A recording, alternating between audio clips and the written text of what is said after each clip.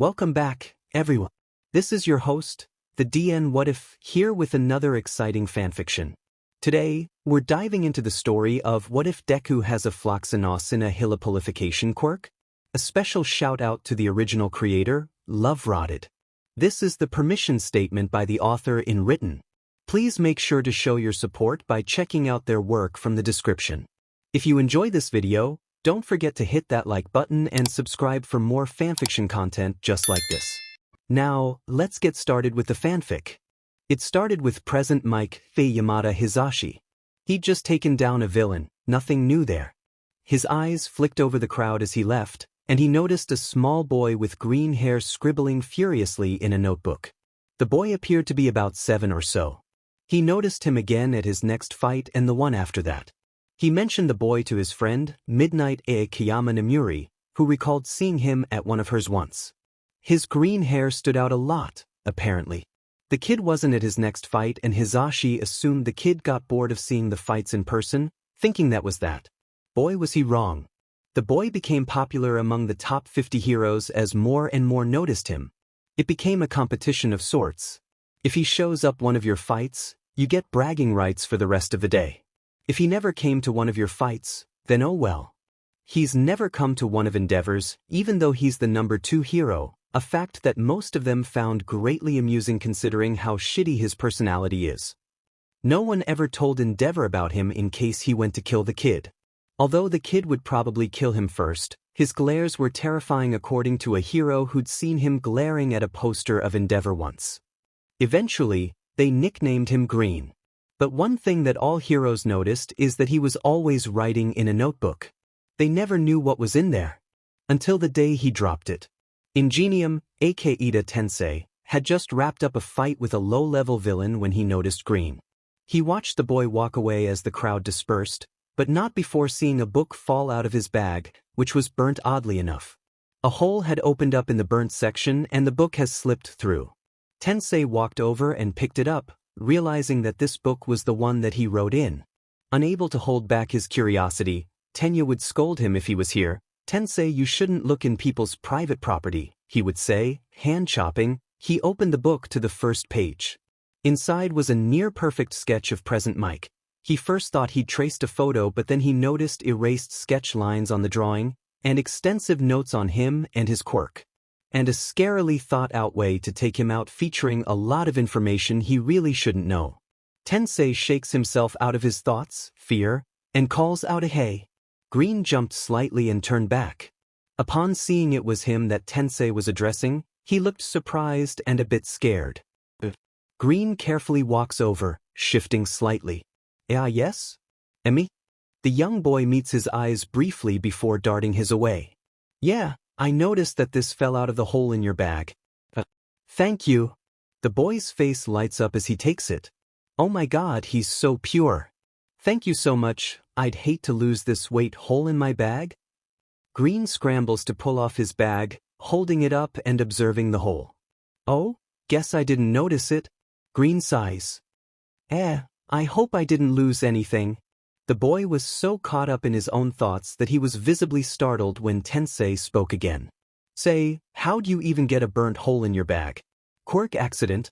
Yes, quirk accident. It wasn't my quirk either, it was my friend's. He's a little explosive. He stutters out, and Tensei can't help but notice that Green has begun to shrink in on himself and has started twiddling his fingers. Strange. And was this definitely a friend of yours? And definitely an accident? Yeah, he's my friend, and he didn't mean to, he just got a little annoyed cause I wouldn't stop mumbling, but that's my fault and not his that I'm annoying and can't stop mumbling. And Green begins to mumble about halfway through, voice getter faster and quieter to the point Tensei couldn't really tell what he was saying. G-kid? Oh, I'm so sorry. I just get so caught up in my thoughts that I start mumbling and dash. It's fine, kid. And I'm so it is? Green looks so surprised it hurts. Is this kid okay? Of course, if you want to do it then do it. Green lets out a shaky laugh. I don't really want to do it, but I kinda can't stop. We've all got habits like that. Well, it was nice talking to you. Bye. That night he called his friends and bragged about not only being one of the few to ever talk to him. And then he told them about the notebook. Wait, I'm in there? Yes. Hisashi cheers. Yeah, but the notes were strangely detailed. And accurate. Huh. Oh yeah, Nemuri's listening too. Detailed and accurate? Yeah, he knew an almost concerning amount of things about Hisashi. Pretty much everything really. Slightly convinced he's a hacker or something because there is no other reason for it other than that. Well, no reason that isn't worse than him being a hacker. Nemuri hums. There's a sound of a door opening, then he hears Shota ask Hisashi, "Are you calling Nemuri and Tensei?" Yep. He talked to Green. Green? Nemuri cuts in. You haven't told him who Green is? One explanation later, their friend was just as intrigued by Green as the majority of the Daylight heroes were. Then the impossible happened. He seems to have some potential. Aizawa Shota, an underground hero for 7 years and a teacher for 4 with a reputation for being ruthless in both, thinks a boy he's never met has potential. Now that is shocking. 2 years later. Isuku walks through the streets silently. He was supposed to be home half an hour ago, but he told his mom he was going to the school library for a bit. In reality, he just didn't want to go back to that suffocating house so soon, especially if his mom was still at work. His mother may treat him like a piece of fragile glass, but he still loved her and he knew she loved him too. In a way, what she thought was true, but it wasn't physically like his mother believed. It was mentally. Every day was dreary, dull, and so taxing. Izuku feels exhausted in a way sleep can't fix. Still here he is, walking along some street he can't name, in some place that he can't remember, surrounded by people who don't even know his name. He likes it. Today had been a particularly bad day at school. Kaken's friend Tsubasa had decided to dangle him off the school roof in the morning. He'd picked him up and flown off the edge, and had pretended that he was going to drop him a few times. Then he really did drop him. Tsubasa grabbed him again right after he let go, but it was no less terrifying. Something odd though was that Tsubasa made no move to tell Kaken. Weird. Another weird thing was that Kaken never hurt him. Just threatened him. The worst thing he'd done was burn his backpack a while back. It was a welcome difference though, considering the rest of the school didn't hold the same courtesy. Eventually, though, he had to go home. Walking through the now quiet streets, he arrives home and finds his mother in the kitchen, shaking. Mom? She starts and turns to him. Oh, Izuku. Something's wrong. He can tell. She sighs. Izuku, you are the only thing I have left anymore. I lost my job today, and I've already lost my friends, my husband, my will to live. What? And the reason I lost them all, is you. His mother reaches to the counter, picking up something he somehow hadn't noticed before. A gun. Goodbye, Izuku. She presses it against her forehead. Tell your father I love him. Then she shot herself. Izuku was running through the now nearly empty streets, rain pouring. His red shoes splashed through the steadily growing puddles on the sidewalk, a stark contrast to the dark-soaked pavement. He reaches a crowded street, so similar to the one he was walking along earlier, and stops. People move around him, walking onwards to their destination, not knowing that a life had just been taken by the person's own hands. Faintly, he realizes he should have called the police, but he can't bring himself to right now. As he stands there, on the busy sidewalk that just minutes ago he was enjoying the ignorance that people who passed him had not know him or his quirk status or anything he'd been through. But now, more than ever, he wanted people to see the dark blood on his uniform, the panic on his face, the tears in his eyes and ask why. Are you okay? Do you need some help? Are you lost? But no one did.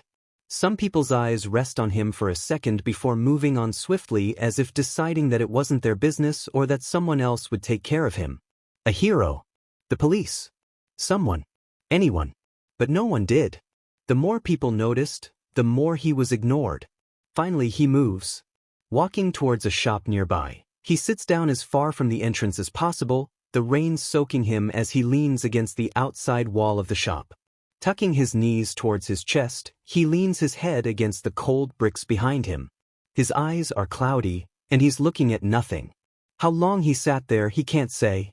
The street empties, the rain lightens, the sky darkens, But still, Izuku remained sitting there. The world around him had gone silent.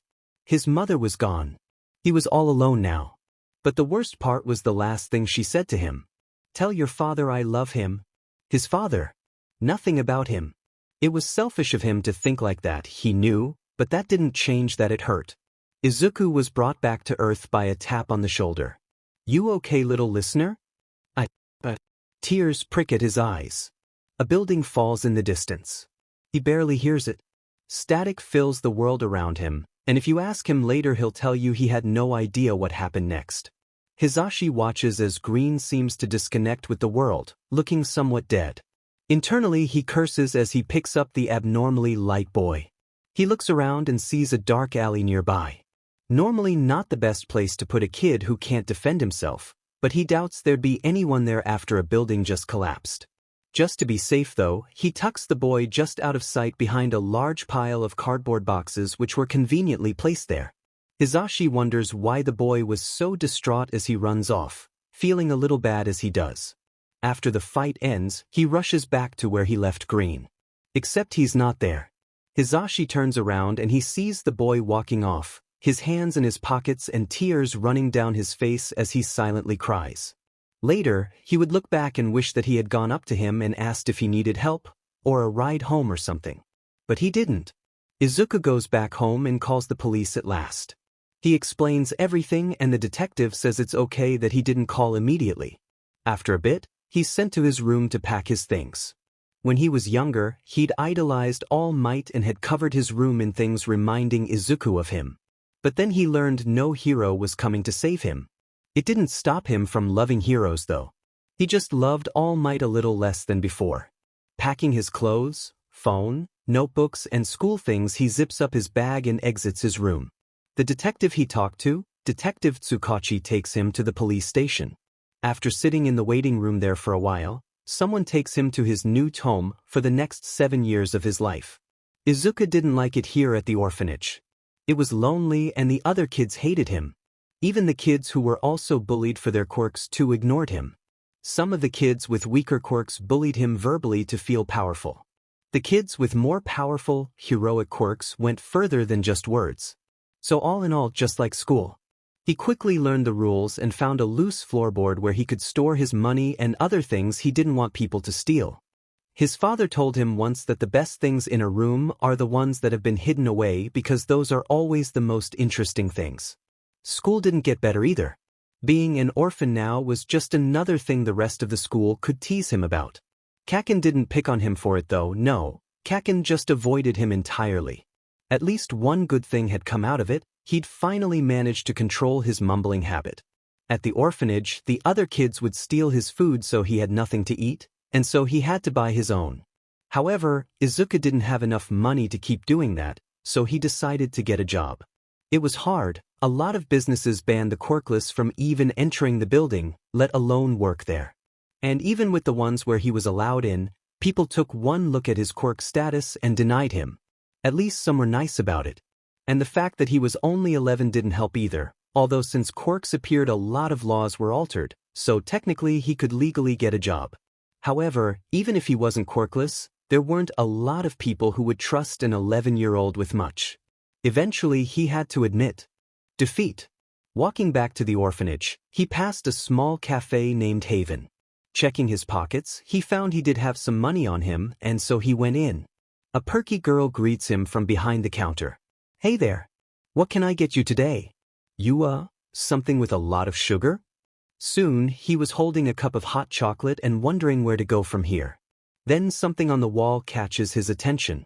"Help on it. All requirements must be met." Izuku knew that one of those requirements was probably having a quirk, but it couldn't hurt to try. Finishing his drink, he walks over to the girl at the counter. This place is hiring, right?" The girl blinks then grins. "Yeah. But the requirements are pretty hard to match, especially these days." "Especially these days?" "Makakis." Someone's responding to the help wanted thing, she calls, and 2 people appear in the doorway, both of which seemed only a few years older than him. Izuku wasn't sure, but the 2 of them seemed to be twins. At first, they didn't look all that alike, but upon further observation, The two of them had the same bluish-gray eyes and appeared to be the same age. So he wants to work here? The girl asks, eyes flicking over him. The boy speaks up then. Oh, I love his hair. It looks so soft and fluffy dash.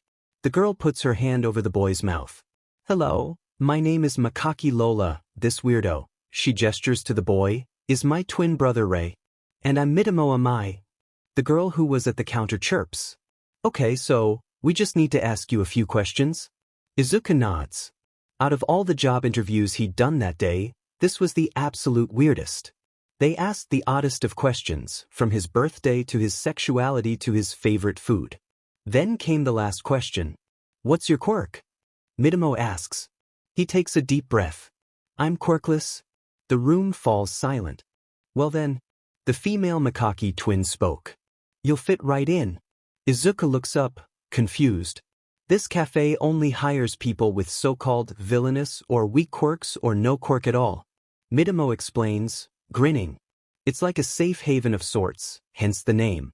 I mean us rejects gotta stick together. A small smile spreads across Izuku's face. Thank you. Can I ask what your quirks are? Oh, me first. Makaki Ray cheers. My quirk is called color. It basically just tells me what precise shade of color something is when I look at it. His sister steps forward. My turn. My quirk is math. It makes me good at math, which itself is pretty useless, but it comes in handy for running the cafe. Amai, your turn? Well, my quirk is deemed villainous. It allows me to alter memories which people called creepy. It's called false memory, which sounds super spooky, like a horror book title. Midamo fake shudders. They all laugh, Midamo included. Anyway, the female Makaki says, to help differentiate between me and my brother, just call us by our first names, Lola and Ray. Izuku nods and Midamo waves her arm. Call me Amai too. And so from that day on, Izuku worked at Haven. It turned out that Lola and Ray's parents ran the cafe while the twins were at school, and they would swap over when they got home. The school Lola and Ray went to ended just before Izuku and Amai's did, so they were always there before the two of them were. It also turned out that Izuku's school was surprisingly close to Amai's, so they decided that they would meet up outside the cafe. They brought normal clothes in their backpacks and changed into those, then putting an apron on top. It was surprisingly easy to get to Amai's school quickly, as after all those years of running from bullies had made him pretty fast. After this was discovered, he managed to beat all of his co-workers, including Lola and Ray's parents, in a race. The prize was a paid day off, but he gave it to Amai because she mentioned wanting to go to a new stationery store nearby with her friends. Amai was really happy and hugged him harder than he'd ever thought possible. Walking back after work, Izuku saw a hero fight nearby. May as well check it out. Upon arriving, he realized the heroes at the scene were Gang Orca and Hawks, two of his favorite heroes. Especially Hawks. Taking out a notebook, he writes down his observations as per usual as the fight goes on.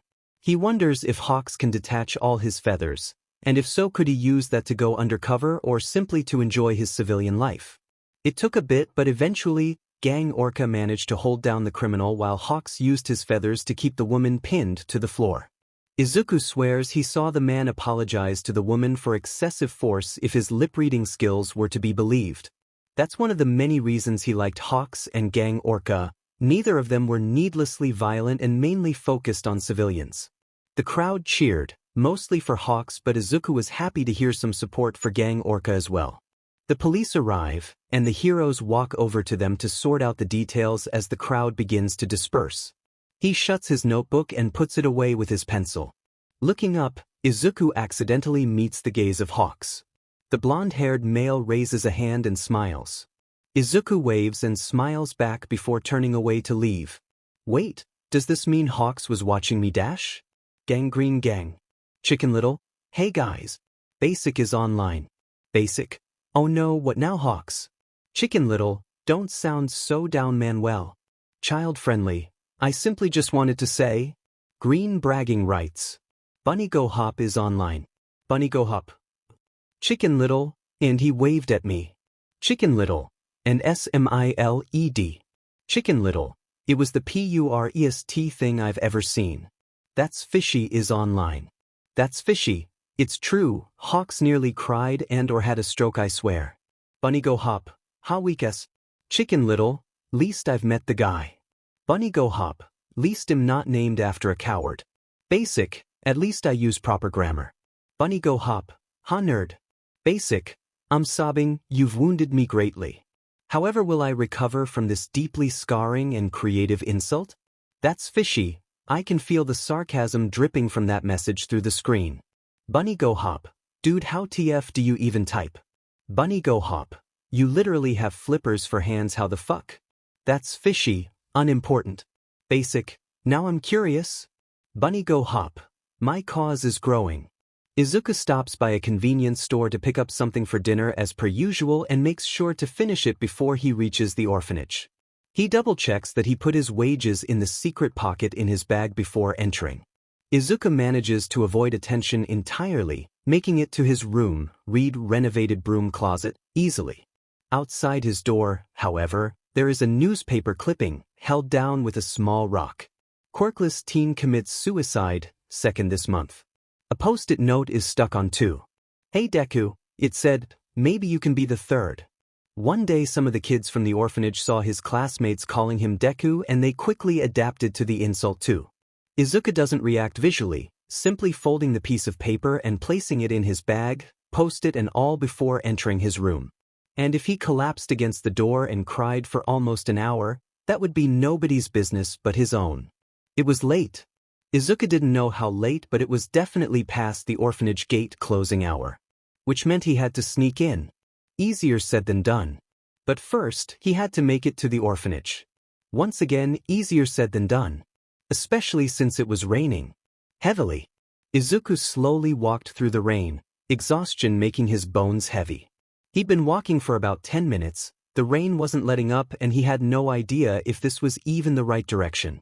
Stupid school, giving me detention. He grumbles mentally. Stupid Tsubasa for getting me in trouble again. Stupid me for letting him. Hey, kid. Isuku turns, seeing Hawks standing behind him. Why were you out in the rain? Isuku asks, not realizing the stupidity of his question until after it had been asked. I'm on patrol. Heroics doesn't stop over the weather. I think your question would be better directed at you, in this situation. He had a fair point. I got lost. Oh, lost on the way home? Also, why are you out this late and still in your uniform? Detention. What for? Being framed. Makes me glad I was homeschooled. Hawks chuckles. So where are you heading? Maybe I can point you in the right direction. Should I tell him? Green seemed hesitant to answer, but nevertheless he did. The Ashinawarita orphanage. And they've definitely closed the gates and gone to bed by now, so I don't know how to get in dash. Wait, Kigo interrupts. Don't they check if people are missing before they close? Green shifts. Well, there's a lot of kids at the orphanage, and I suppose it'd be hard to notice that just one was missing. It's painfully obvious that Green is lying, but Kigo doesn't comment on it. Well, I'm not totally sure, but I believe that the place you seek is thataway. He points, aware that it was the literal exact opposite of the direction Green was headed. The boy looks like he wants to cry, or maybe that's just the heavy rain. Either way, it's clear he's not looking forward to the journey. And so Kigo makes an offer. Want me to come with you? Green seems surprised and begins to stammer out something about how he wouldn't want to inconvenience him. How does a probably 10 or 11-year-old know the word inconvenience? Regardless, Kigo insists and Green eventually cracks. And so off they go. This is so awkward. Hawks probably, definitely had better things to do with his time and Isuku was just annoying him. Oh god. You okay, kid? Yeah, I'm okay, I just got lost in thought. Well, we're almost there. Just as Hawks says this, they round the corner and find the large, looming orphanage gate in front of them. With perfect timing, lightning strikes behind the orphanage. It looks like a horror movie set, honestly. As he thought, the gate is locked. Isuku sighs. He looks at the wall, wondering how difficult it would be to climb. He didn't realize Hawks was still behind him. Isuku jumps when he speaks again. Wow. This is a sad excuse for a building made to house children. Please tell me it's better inside. Nada, not really. For a second they both just look at the orphanage, marveling at the sheer sadness it evoked. Eventually, Hawks broke the silence. Want me to fly you over? Oh no, I know another way in. It was a horrible way in, but easier than climbing a wet stone wall in the dark during a lightning storm would be. Okay then. Guess I'll take my leave now then, bye kid.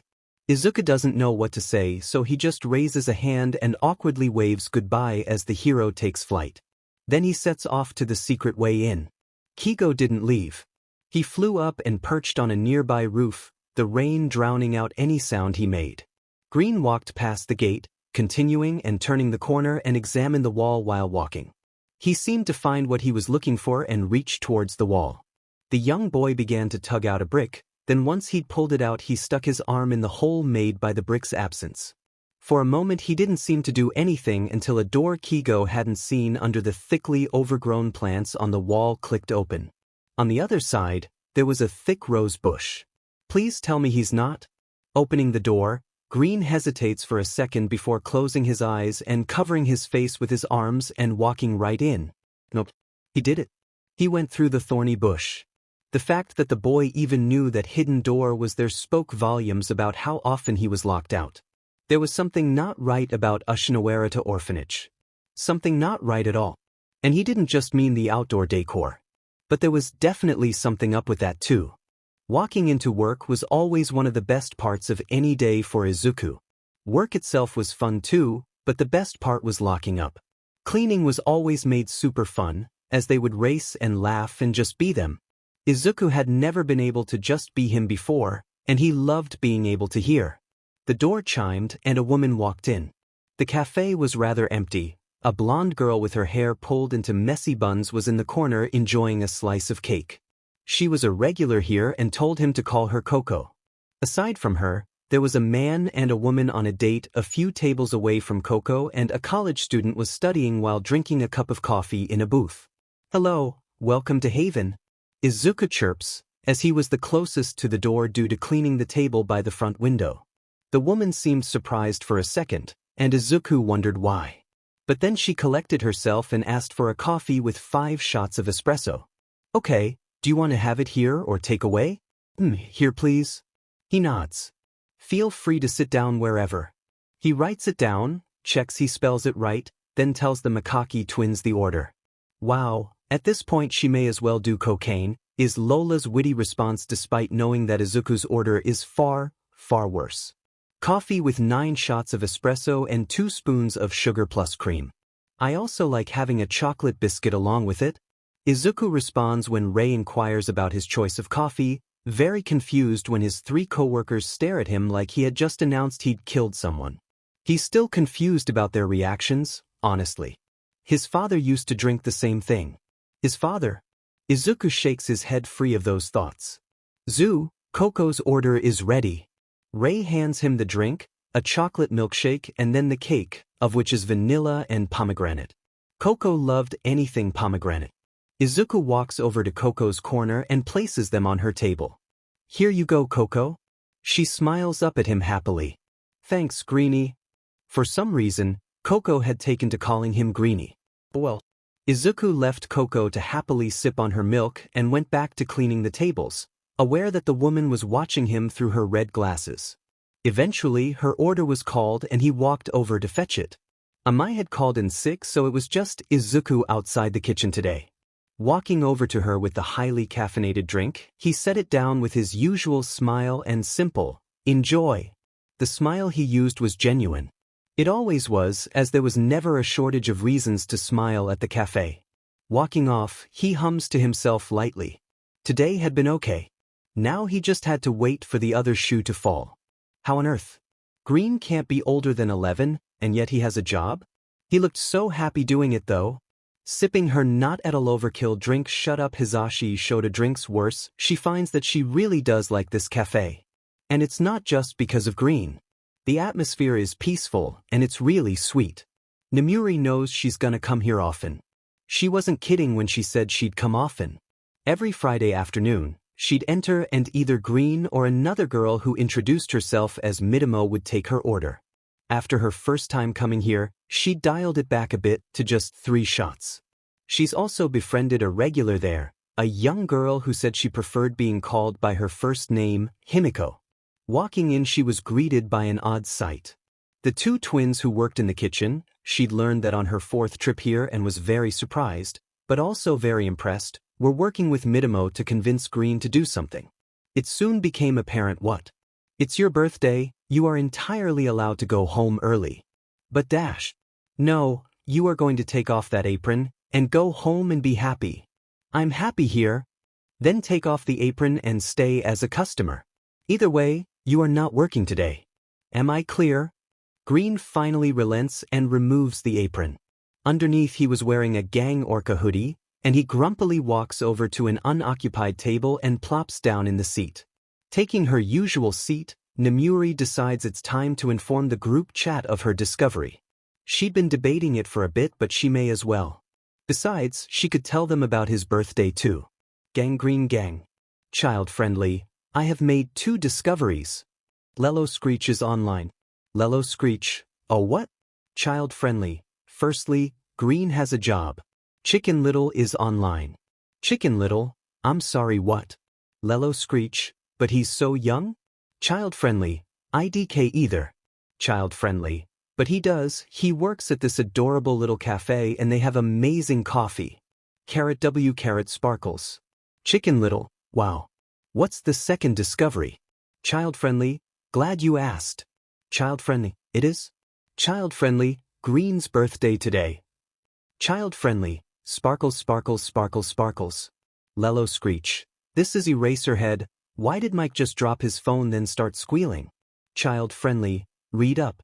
Lelo Screech, oh that makes sense Jazub. Lelo Screech, I want to wish him a happy birthday so bad did. Lelo Screech, Chicken Little. Chicken Little, I also have news to share. Child-friendly, oh really? Child-friendly, betcha can't do better than me. Chicken Little, well Chicken Little, it's sad news actually. Bunny Go Hop is online. Bunny Go Hop, who hurt him? Bunny Go Hop, I will kick them in the face. Chicken Little, I really doubt you could kick Fate. Bunny Go Hop, I can try. Child-friendly, what is it? Chicken Little, Green is an orphan. Bunny Go Hop. Bunny Go Hop. After a bit, she texted the information of where Green worked to the chat, pinned it, and left. Her coffee arrived a few minutes ago, delivered by Green thankfully before his parental status was revealed. Nemuri didn't know how to process this, so instead, she sat there and sipped her coffee until the cafe closed. Almost a week had passed since Kigo had told the others of Green's home situation, and he'd revealed his suspicions the day after. Today, midnight, Miruko and himself were going to the police station, in streetwear, to report the orphanage. Walking quietly down the street, with Midnight in an oversized hoodie, leggings and glasses with her hair pulled into a ponytail and Miruko in jeans and an unzipped hoodie with the hood up, they all quietly contemplated their upcoming task. All too soon, they were sitting in front of a detective and relaying their concerns to him. The man listened, obviously concerned, and assured them he would look into it. I sure hope he does. Isuku had just had a horrible day. School was worse than usual, as for some reason Tsubasa decided to shove him out a window. When he asked, he was told he was being annoying. Kaken was sick today. He got beaten up at lunch by older kids using their quirks too. Worse, he got detention again for breaking a window, which meant he had to cancel his work shift. Since it wasn't raining, he was able to make it back on time, but upon arriving, one of the adults working at the orphanage slapped him and demanded to know why he was late. When Isuku told them he had detention, he got slapped again for making trouble. He got slapped a third time for lying when he told them it was because he was pushed through a window. Despite the fragments of glass on his uniform and the shards digging into his back. Heading into the bathroom, he slowly manages to pick them out, piece by piece. Blood coated his back and he grimaced at the sight of it. He managed to wrap his back, albeit badly. Damn it. He's out of bandages. Hoping the current amount will be okay for now, Isuku stumbles to his room. His back screams at him to stop, but he doesn't. Searching his room top to bottom, he panics as he realizes he has no bandages. The shirt he wore beneath his uniform was white, so when the blood began to bleed through it was very apparent. Someone banged on his door, making Isuku jump. Inspections happening. Stay in your room, freak. He better be careful then. Deciding it was better to just bear the pain, Isuku sat on the cold concrete floor trying to block out the burning. His white shirt had absorbed so much blood it was like someone had poured paint on the back. After a while of sitting there, Isuku finds he needs to go to the bathroom. He was told not to leave, but it was unlikely that anyone would see him, right? It had been decided that Nemuri and Miruko would survey the orphanage with Nemuri herself under the guise of being a social worker accompanying Miruko. They both got dressed in business wear and then entered the orphanage. It was a dull, dreary place with no color. The man guiding them was going on and on about how well they care for the children. The orphanage apparently allowed the children to use the quirks as they please, so long as they don't break anything or harm anyone. The man had added the last part on as an afterthought, as if children hurting other children meant nothing to him. As they walked through the halls, children were running by and using their quirks. The man made sure to point out certain children with especially heroic quirks, not so subtly suggesting that he thought they would be the new heroes of their generation. The thing was, though, not a single child they saw had a mutation quirk or villainous quirk. They continued on, and eventually, Nemuri noticed a locked door with what seemed to be claw marks. She asked, and the man brushed it off, claiming that they were from a particularly difficult child with a wolf quirk. But the way he spoke about the child, it didn't sit right with Nemuri. It didn't with Miruko either. May we see what's inside? The rabbit hero asks, and the man begins to panic. Oh no, that's not necessary, he stammered. Nothing but an empty room. Oh. If so, you wouldn't mind letting us see it then? Nemuri asks innocently. Before the man can stop her, Miruko swung open the door. Beyond the door was a long corridor, dirty and unkempt. Everything was torn, old, and not very well cared for. Most alarming of all was the trail of what looked like blood leading to one of the doors. Then the door opened. Green walked out, covered in blood. Blood coming from his own body. His back, to be precise. In multiple spots. He spotted them almost immediately and went pale when he spotted their guide. The man had looked like a deer caught in the headlights when the door was opened, but now he was furious. Boy, get back in your room. Green's eyes widened and he began to back away into his room, stuttering out, "And I'm so sorry, sir," as he did. Wait, Nemuri called, halting the boy. Turning to the man she said, "Sir, would you mind explaining what this is?" The man panicked and once more stammered out a few stupid excuses. "I think we've seen all we need to." Miruko smoothly interrupted. "We'll take our leave now." Miruko turns to leave, but not before flashing a reassuring smile at Green. Nemuri waves at him with a smile of her own on his face before following Miruko. The orphanage was shut down. Isuku was sent to a new one that was somehow worse than the last. "Is that him?" "Yeah, that's him." "Who?" "Midoriya Isuku, you idiot. He's the kid who shut down his last orphanage. I heard he lied to the police. I heard he killed the owner. I heard he burned it down. That was the rumor going around. It wasn't pleasant. The other kids avoided him like the plague and it hurt, really. At least he was hated for something actually true before. In this orphanage, 2 kids would share a room. The boy he was sharing with never spoke. Isuku felt he wouldn't even if he was able to. The boy had a muzzle around his mouth 24/7 and it didn't look comfortable. He learned his name was Shinso, and that he was isolated for having an villainous quirk. Isuku didn't know what it was exactly, only that society deemed it as bad. Nevertheless, he tried his best to be kind to the boy and hoped Shinso was okay. One day, a couple came to the orphanage. A rich couple. A very well-known couple. They said they were looking for a quirkless child and that they heard there was one here. And so, Isuku was ushered out and presented to the couple, and after taking a look at him then whispering to one another, they agreed to take him. Life there was interesting. The couple advertised that they had adopted a quirkless child, thankfully not showing his face, and people were all over it. They were going on and on about how sweet it was for them to adopt a weak child who had no hope in this world without parental support. The news was gushing over how lovely they were to take in a quirkless child into their home. This place, however, was no home. He wasn't locked up or abused or starved, nothing like that, no. It was more that it was constantly devoid of anything sentimental. Any love. Any interaction at all. The rich couple had given him a ridiculously big room, and he was allowed to leave the house whenever so long as he came back before 9. It was kind of nice, really. He still went to school, and that was still hell. The wife of the couple had bought him a new closet upon seeing his, and he did have to admit he liked the clothes she bought. Then, like all good things, it came to an end. The husband died. The wife found this was a much better thing to monopolize on for the news, and so Isuku was sent back to the orphanage. He didn't really mind, as insensitive as it may seem. Life may have been nice there, but it was also very lonely. Shinso was gone when he came back. Isuku hopes he's okay.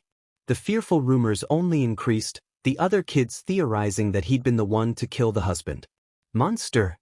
Those who were unafraid of him would say, freak, heartless, and various other cruel insults. It hurt more than physical attacks ever did. The bell above the door chimed, and Isuku looked up to see a recent recurring customer, Kayama, with 3 others. A blonde, who has his arm around the shoulders of a guy who looked as if he hadn't slept in a week, and a man with his hood pulled up, messy blonde hair peeking out. Now Isuku wasn't stupid. He'd realized on Kayama's second trip here that she was Midnight, and it was obvious the people with her were Present Mike, Eraserhead, and Hawks. But they hadn't brought it up, so he hadn't either.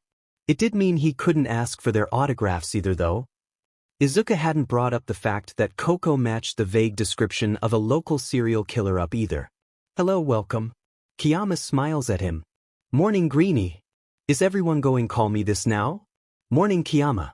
The usual, at her nod, Izuku turns to the other 3. Okay, what about you 3? Can I have hot chocolate? Hawks requests and Izuku nods. Present Mike orders a flat white, and Eraserhead orders a coffee with 8 shots of espresso. Izuku smiles at this, not noticing the adult's confusion at his reaction. He calls the order out to the kitchen, to which Lola yells back, "Tell whoever ordered 8 espresso shots that he's still not worse than you, mister. 9 espresso shots and sugar plus cream." Izuku sighs. You're never going to get over my preferred choice of coffee, are you? Nope. Green gang. Child-friendly. I have never been so scared. Basic is online. Basic. Oh no. Well no. Child-friendly, green drinks coffee with 9 espresso shots, sugar and cream. Basic. Oh dear Nedzu. Praise our God is online. Praise our God. I have been summoned? Child-friendly, read up. Praise our God. Praise our God is now offline. Basic. I think even Nedzu's scared. Child-friendly, we're all scared. Walking into the cafe, Kayama immediately realized something was wrong. It was Friday after school. On Fridays after school, Green was always cleaning tables. He wasn't there. Hi, Kayama. Something was off about Midamo too. Midamo, is something wrong? Also, where's Greenie? Midamo looked away. We don't know. He didn't show up to work today. Whenever he's busy and can't make it, he'll usually send a text. But now he isn't answering our texts. I'm worried. We're all worried. Like really worried. Maybe he's busy and can't check his phone? Namuri suggests, her idea shot down as Midamo shakes her head. No, he always checks his phone after school. It's been almost an hour since I sent the first, and Zu is one of those people who can't stand having those red app notifications showing an unread message. He'd open it as soon as he saw it, regardless of who it's from. Namuri presses her lips together. His friends? Maybe his phone died. Once more the teen shakes her head. He charges his phone diligently, and as for friends, well, we're the only friends he's got. And if that doesn't shatter her heart, she doesn't know what will. Is there anyone you can call? Once again, Midamo responds with a distraught no. This was bad. Really bad. So dark, the blackness obliterating his surroundings and covering them with an inky black. Moving hurt. Everything hurt. Even if it didn't hurt to move, he was too cramped to try. Izuku looks down at his dead, useless phone and finds slight relief that they didn't break it. But he's still stuck here. Alone. In the darkness. with no food, water, light or anything really. For days. All by himself. I'm going to die here. Curling up into a ball, Izuku starts to sob. Something was off.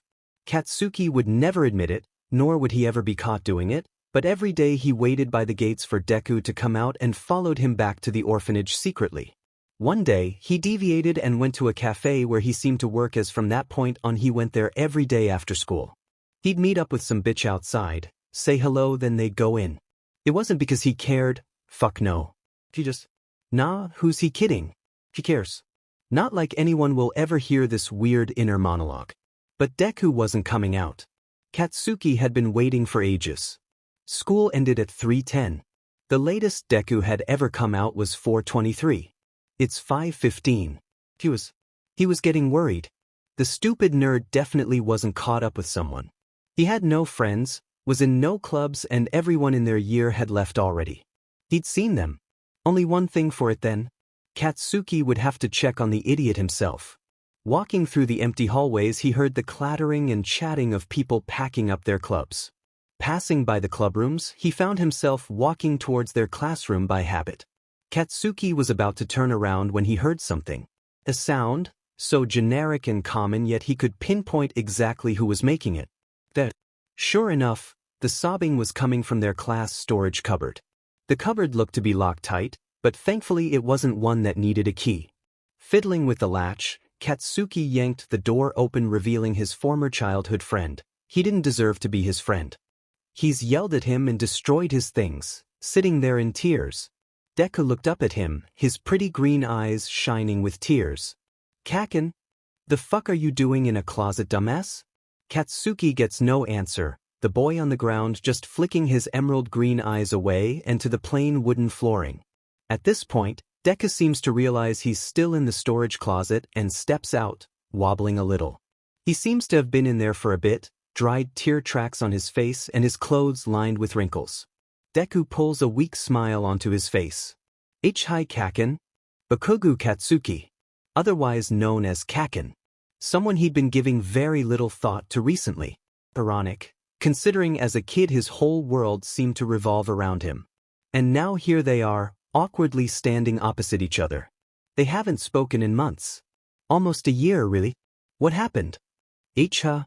How'd you get in there? Doesn't know? I am fell. In after class. Kaken nods. Alright, now we've gotten the bullshit excuse out of the way. Excuse me? Now tell me what really happened. Violently red eyes burn into him and he sighs. Tsubasa. Kaken scowls, and Izuku panics. Did he do something? Then Kaken steps forward and grabs his arm. I'm walking you back. To the cafe. Let's go. And so off they set. Kaken seems to know the way, somehow, and Izuku doesn't think it wise to ask. At some point, the boy's hand slipped down his arm and to his hand, and Izuku found it best to not ask about that either. It becomes a routine. Every day, Kaken would walk him to the cafe, stop once they reached the street, then leave. As he left, Izuku would call out a goodbye. The response he received would always be something like, yeah, idiot. The nicknames never felt like insults though. They felt like just that, nicknames. And if there was one thing he liked about Kaken, it was that he was always very upfront. No hidden intentions, no backstabbing. Just them, walking along quietly. Then Izuku decided to ask. Kaken, why do you walk me to work every day? The blonde boy stops walking. Well, there goes the closest person to a friend aside from my coworkers. Kaken takes a few steps forward, not turning to him. 'Cause you're too reckless, Deku. I know, that's not the right word, she sighs, running a hand through his hair. He still hasn't turned around to face him. You just attract trouble everywhere.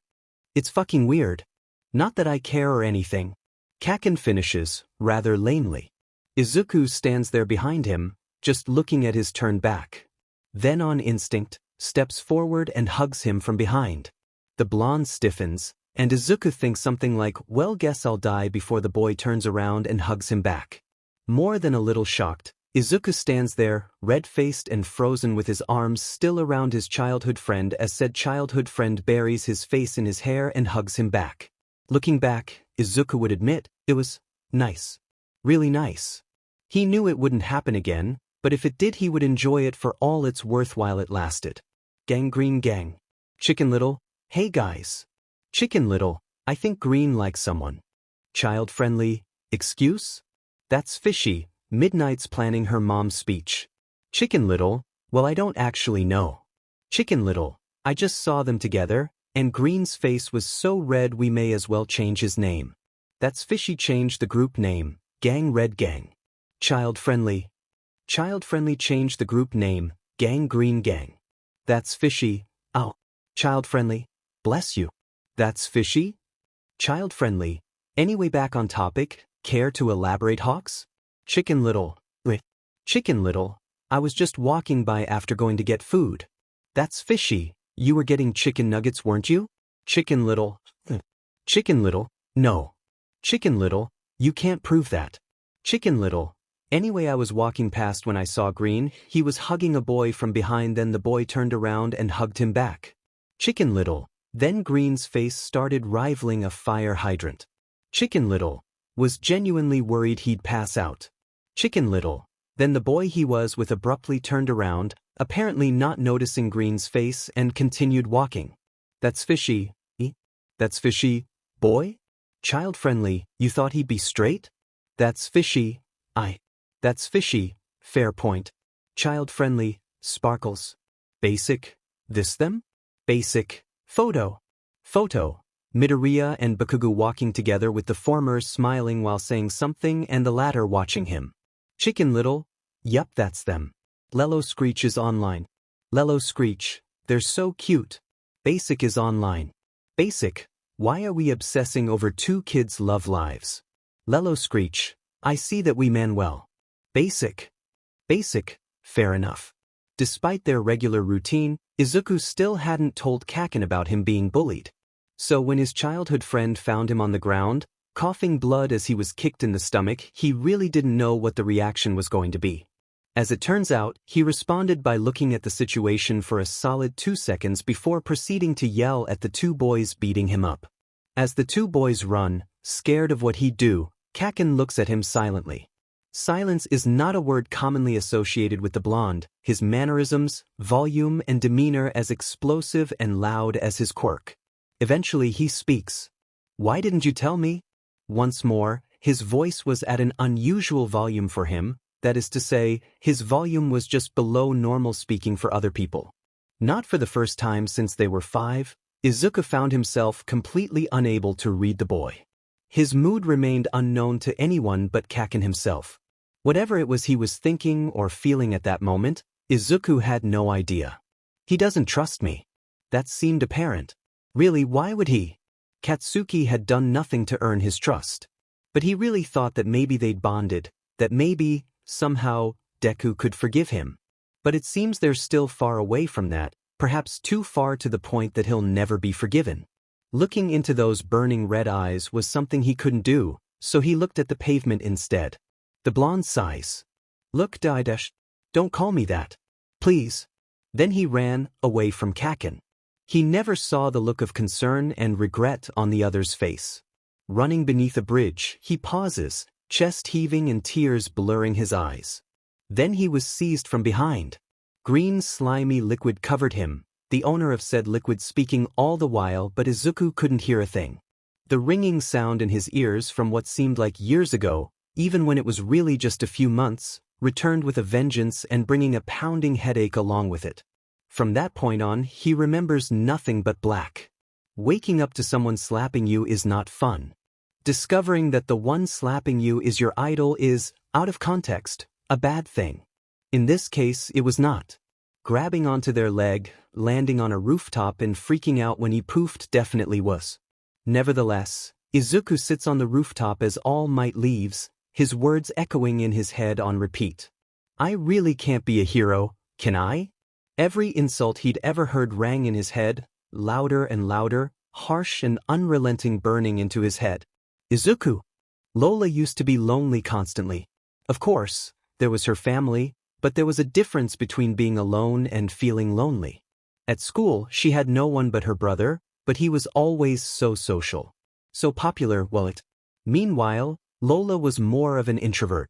She valued her alone time and preferred having no friends to having lots like Ray. Or at least that's what she told people. All that changed when her parents achieved their lifelong dream of opening a cafe.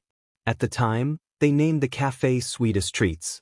After they all learned the ropes, Lola and Ray's normal chores were switched to cafe work, which was much better than normal work. Soon, it changed to Lola and Ray managing the cafe after school. It didn't mean much to her at first, with Ray working out front and her in the back cooking. But soon, the cafe got busier. And so another person had to be hired to keep up. They were having little luck until Amai came in. "Hello, what's your name?" The girl smiles, her purple bangs falling into her eyes before she pushed them back. "Ah, Midamo Amai. Well then, let's start the interview." Ray cheers from beside her. And that was how Lola gained her greatest friend and cheeriest coworker. For almost a year, it was just the three of them and of course Lola and Ray's parents. Over that year, Quirk's status became a big thing, and when Amai came in with tears running down her face, they had asked for an explanation. After said explanation and a discussion, they decided to rename the cafe to Haven, with a goal of being just that for all types of quirks and people so long as they respected the other people in the cafe. They'd only had 3 incidents to date. One day, a boy with forest green hair who held a great sadness in his emerald eyes, as if life had taken upon itself to destroy his spirit. Whoops. She's been reading too much poetry again. Nevertheless, once he was brought on, Zoo ended up filling an empty place in their little team that none of them realized was missing. As Ray put it, Amai is the bubbly one, I'm the social one, you're the intelligent one, and Zuzu is the one who we just need. Ray was like that. He was positive but honest. They'd all become very good friends, and so when Zoo didn't turn up they all got very worried. Thankfully he did arrive eventually but avoided their questions with such practiced ease that Lola didn't realize he never told them until way after he'd left. After talking it over with Ray, they both decided to not press him anymore. It was clear he didn't want to answer. It was somewhere around when Kayama started coming when she realized, late at night, that she hadn't felt lonely for a long while now. The realization made her smile. It was strange, hearing his real name from Kaken. Especially since he was the reason no one used his name anymore. Kaken looked at him, clearly wondering how on earth he got into this state during the 4 seconds he wasn't with him. "Wait, how and why are you here?" Isuku asked, coughing up more slime after doing so. Kaken opened his mouth, shut it, then repeated both actions again. "And that means what, exactly?" Katsuki was relieved he'd found Dezuku. Izuku, Izuku, Izuku, Izuku. His name is Isuku. Is he even allowed to call him Izuku anymore? Well, he hadn't been corrected, but Isuku never was great at standing up for himself. Speaking of the nerd, he was a mess. His fluffy green hair was matted and his clothes were half-soaked, not mention that he was hacking up some weird green slime. That last one was particularly concerning. Did you swallow a kid's art project or something, because that is a lot of slime? Izuku chuckles weakly and pulls himself up off the ground. Where the fuck are you going? The orphanage, I guess? The reminder that Izuku is an orphan hits him hard. He remembers memories from so long ago, memories of Izuku's mother, a woman of sweet smiles and gentle eyes, comfy hugs and warm drinks. Katsuki knows he'll never miss her as much as Izuku does, but saying he didn't miss her at all was far from wrong. No. Izuku looks at him. No. You are coming with me. To my home. Izuku blinks in confusion. Is this, he mutters, is this how kidnappings happen? Silence. Katsuki doesn't know whether to laugh hysterically or stare at him in pure bewilderment. Through his wonderings, his gaze never shifted from Izuku, and his expression didn't change either. The nerd started to sweat under his gaze, eventually speaking up with a quiet, "Kaken?" Katsuki snaps out of it. "Anyway, let's go." Then he grabs the green-eyed boy by the arm and pulls him towards the doors. What is even happening? Izuku honestly didn't know. Kaken was bringing him to his house? He doesn't know. He's very confused. Still, he follows his childhood friend. Kaken won't bring me to a shady alleyway and kill me. Probably. Thankfully, Kaken does indeed bring him to the Bakugo home as he said he would. Either he's planning to kill him here or he's doing something else. Although if Kaken killed him here and got blood on the carpet, then Aunt Mitsuki would probably murder him. Kaken pulls him down the hallway into a room Isuku hadn't been in for years. Kaken's room. It looked so different, but it still smelled the same, as odd as that sounds. Kaken rummages in his closet, then holds out a bundle of clothes to him. Here, take these and go have a shower. Still not quite knowing what was going on, he obliged and took the clothes, heading to the bathroom. Oh, and silently prayed Kaken's parents weren't home. That would be kinda awkward. So, Izuku is taking a shower in my bathroom. This is the first time he's come over in years. And the first thing that happens is that I force him to shower. Could this day get any weirder? No, probably not. Quietly doing his homework while he waited for Izuku to come out of the shower, he could hear the water running through the wall. Soon after, Izuku walked through his bedroom door wearing the clothes he'd been given, practically drowning in the gray and red shirt. Thankfully the pants fitted. He was still drying his hair, rubbing the towel over it and messing it up. Sighing, Katsuki took the towel from his hands and began to dry Izuku's hair in a much more careful manner than Izuku had. He had to admit, this was nice. The room was dark, lit only by a single light hanging above the table they were all seated at. So, the blonde who called the meeting spoke, standing as he did. I'm sure that you're all curious as to why you're here. To put it simply, we are here to discuss the enigma known to most as Green. Very little is known about him other than his appearance, his talent for analysis, his love of heroes, his timid nature, and where he works. That's not very little dash. Furthermore, the blonde continues, the most important thing we don't know about him is his real name, which dash. Hawks, for fuck's sake, why the hell is the lighting so shit? Hawks attempts to ignore Miruko's interruption, but before he can continue he is interrupted once again. Does anyone else want to interrupt while we're at it? By Manuel. This coffee is amazing, where's it from? He looks over to him briefly, responding with a short, Green works at the cafe it's from. Before resuming his speech or attempting to. What is this, interrupt Hawks Day? Why does an 11-year-old have a job? He may not have parents, but he does live somewhere and there are adults taking care of them. Ingenium wonders aloud. There's a long moment of silence as they contemplate this. I mean, his previous orphanage was pretty bad, so he probably picked it up then and enjoyed it. They all nod, murmuring agreement. Anyways, Hawks tries again. As I said, we have no idea what his name is dash. Probably makes the adoption process hard, huh midnight? Ingenium jokes, numerous chuckles echoing around the room in response. Hawks groans quietly. Right, well, could we please stay on topic here? He asks, some of the irritation he's feeling seeping into his voice towards the end despite his endless training to prevent just that.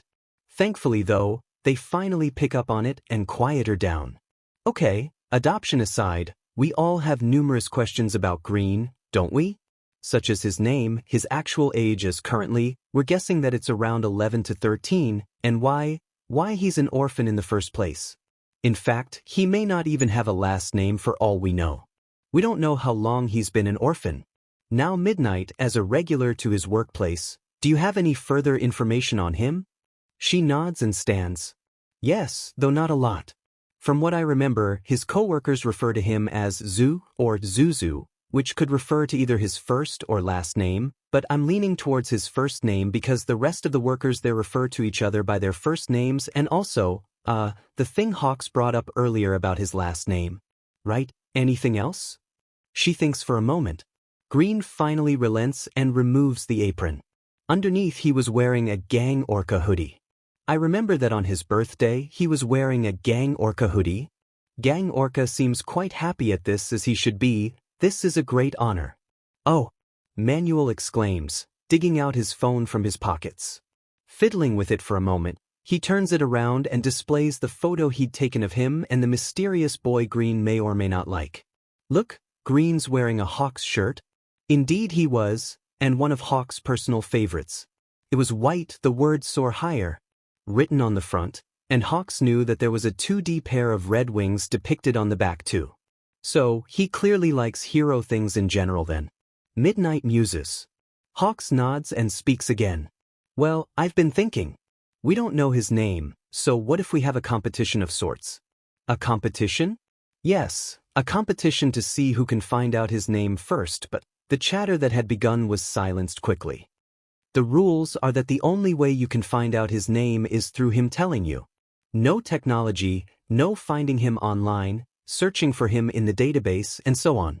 The only way you can know is if he tells you himself. Furthermore, for safety reasons, you can't just walk up to him and ask after a villain attack, too much press, nor can you tell him about this competition. Have fun getting creative. Beginning inspired by Pisces_Sama 19's comment. Oddly enough, the meeting at which they were informed about the competition was not a one-off thing. They would meet up occasionally, and Nemuri wasn't sure how it even became a semi-regular thing, but somehow it did. Then one day Mount Lady, call me you, brought a large bag to a meeting. Within the bag were a dozen shirts plus spares, white with 3GS in large green bubble letters on the back and the first letter of the person's first name sewn on the right side of the chest. Somehow, she knew exactly what sizes they preferred, only you knows, Nemuri supposes, and after handing them all out she explained what the GS stood for. Well, Gang Green Gang obviously. Like the group chat. The shirts were ridiculously comfortable, and they all loved them. In fact, Nemuri had asked where you had ordered them from and ordered some other shirts of different designs to wear. And one day, she wore the Gang Green Gang shirt to the cafe. Morning Kiyama, how are you? Green chirps, and as per usual he's cleaning the tables. I'm good, how about you Greenie? Great honestly, I've been having an amazing week. Oh really? Why is that if I may ask? I reconnected with an old friend a few weeks ago, and our rela friendship is almost as strong as it was when we were kids. Green practically glowed with happiness, spinning on the spot in his joy. It was clear this meant a lot to him. Wait, were you going to say relationship? Green froze. Well why yes, but I think friendship was a more, suitable word? MHM. Friendship. A moment of silence passes between them. Anyway, what's your shirt for? Green asks, going back to cleaning the tables. My shirt? Yeah, it says GGG on the back. Does it stand for something? Nemuri, using the skills she's collected from years of hero work, PR management, defending herself against angry parents and adults in general, as well as the nightmarish vultures that are the press, and so, therefore, she used the exact same strategy she always did. Stay calm and cite the truth as vaguely as possible so they couldn't call you out for lying because you really weren't, and B, to appease them, then do your best to change the topic. Oh yeah, it's from an inside thing with my coworkers. You mean like Hawks? Silence. What? Oh, so not Hawks then? Green continues to clean the tables, chatting all the while. No, Hawks is involved. Nemuri mumbles, checking the cafe to see who was there. The only other one there was Himiko, and she was listening to music in the corner. At this point, Midamo came with her drink, as Nemuri got the same thing every time excepting her first time there when she'd pulled a longer shift than usual. Nemuri thanks Midamo for the coffee and as she drinks it, she wonders how the hell the conversation went from Green's maybe crush to him revealing that he'd known that she was a hero and who knows how long he'd known. It was a slow day at the cafe, so Isuku scrolled through Herogram to kill time, stopping on something posted by Midnight. It was a photo of Midnight, Mount Lady and Present Mike together, wearing the white shirts with GGG written on the back and grinning. The caption was simple. What are friends for? Matching shirts, of course. Hashtag inside joke. Izuku smiles and likes the post. His username was greenbean19 and his friends list was limited to one person, Kaken. Why Kaken even had Herogram was beyond him, but oh well. The bell chimes and Izuku puts away his phone. Hello, what can I get you? The two customers seem surprised before one speaks. Can we have 2 cappuccinos? He nods and calls the order out to Lola. Oh kid? One of the customers asks. Mind telling me what your name is? Stranger danger alert. Call me Zoo. Sweet smile to top it off. He nods, walking off before Izuku calls out, Hey sir? The customer turns. You do know what stranger danger is, right Ingenium? Ingenium blinks, before nodding and walking over to his friend A Mount Lady. Amai walks up to him and asks quietly, "How do you know this?" "Easy." Izuku smiles, matching Amai's volume. "I know everything." He was joking, but Amai didn't need to know that. But what neither of them knew was that in the quiet cafe, where the speakers were off and no music was playing due to the device used for music having run out of battery, everyone currently in the cafe could hear him. Everyone. Amai, Mount Lady, Ingenium and Himiko too. Himiko loved Izuku. He was so nice to her, and his friends were super nice too. She still liked him best though. She'd been taking photos of him when no one was looking, and later she printed them out and kept them in a locked box in her bag. He was so pretty, and Himiko really truly did love him. Her love for him was by far the greatest she'd ever had for anyone. She loves his nickname for her, she loves the smile he gives her whenever he sees her, she loves the way he laughs at her jokes, she loves him because she truly knew him and he truly knew her. Her, not the crazy blood girl or vampire bitch or shapeshifter psycho, but Himiko. The best part was that he knew about her horrible quirk that ruined everything, and he still didn't care. Izuku thought it was amazing. She loves him, and she hopes with her whole heart that he loves her back. If he doesn't, Himiko knows that then she'll know that she'll never be loved by anyone. Himiko loves Izuku to the moon, the sun, the furthest star, and all the way back. Izuku is her everything. She just hopes she can be his. You all want to be heroes? Izuku snaps back into reality as his class erupts into cheers and chaos. "Oh, Deku, you're aiming for you?" The class goes silent for a few seconds before everyone starts laughing. Jeers echo around the room, teasing Izuku for even trying to go to UA. "I am only going for Gen Ed. Besides, UA is the only school not created especially for the quirkless that accepts quirkless students." Izuku mumbles in an attempt to defend himself. Of all the days for Kaken to have a doctor's appointment, the universe decided that had to be today? "Yeah, right," one girl scoffs. "Everyone knows that was only for PR. Besides, there's no way someone like you could get anywhere close to the score needed to get in." A round of mocking laughs followed her comment. Izuku shrank into his seat. When the bell rang, Izuku ran out of there like a bat out of hell, running straight to Kaken's house. At some point along the way, he'd started crying, and when he'd knocked on the door, he was immediately ushered inside by Aunt Mitsuki. She rubbed his back as he sobbed, not asking why he was crying or what happened. After the first time that Izuku had come over, it had become a pretty regular thing, with the Bakugo family inviting him to dinner or lunch on the weekends every so often too. Kaken's parents were delighted at their renewed friendship, and Izuku received so much love every time he went there. This time was no exception. After his tears had finally stopped, Mitsuki was very used to this due to her past friendship with Inko. She made tea and gently asked him what happened. Izuku manages to get quite far through the story before bursting into tears again. Once more Aunt Mitsuki comforted him, and Izuku thanked her and apologized through his tears a few times. "Hey, Hag, I'm back!" Kaken yells, walking into the living room and stopping. Silence. Then, one day, "I don't go to school one day and some fucking idiot decides to fucking mess with you." His tone was nothing like it was usually, the heat gone and replaced with a bone-chilling coldness. It was scary. Of fucking course. The one day he doesn't go to school is the day that the fuckers at school decide to mess with his Izuku. It was Friday, which meant that 1. Izuku had time to prepare himself to face his classmates again. 2. Katsuki had time to plot. Honestly, Katsuki didn't have the patience or intellect to make a plan as complex as Izuku could, much less carry it out. So he did what he did best. Be a fucking jerk. Right after lunch, Katsuki finds himself in the principal's office with his parents called in. As he and the principal wait for his parents to arrive, the principal sighs and asks him a question. "Bakugo, why did you start a fight with your friends?" His anger flares at the principal referring to those assholes as his friends, but he keeps his cool, or rather he keeps as much of his cool as he usually does. "Jerks decided to mess with my Izuku." And yes, he adds the my. The principal picks up on this and sighs again.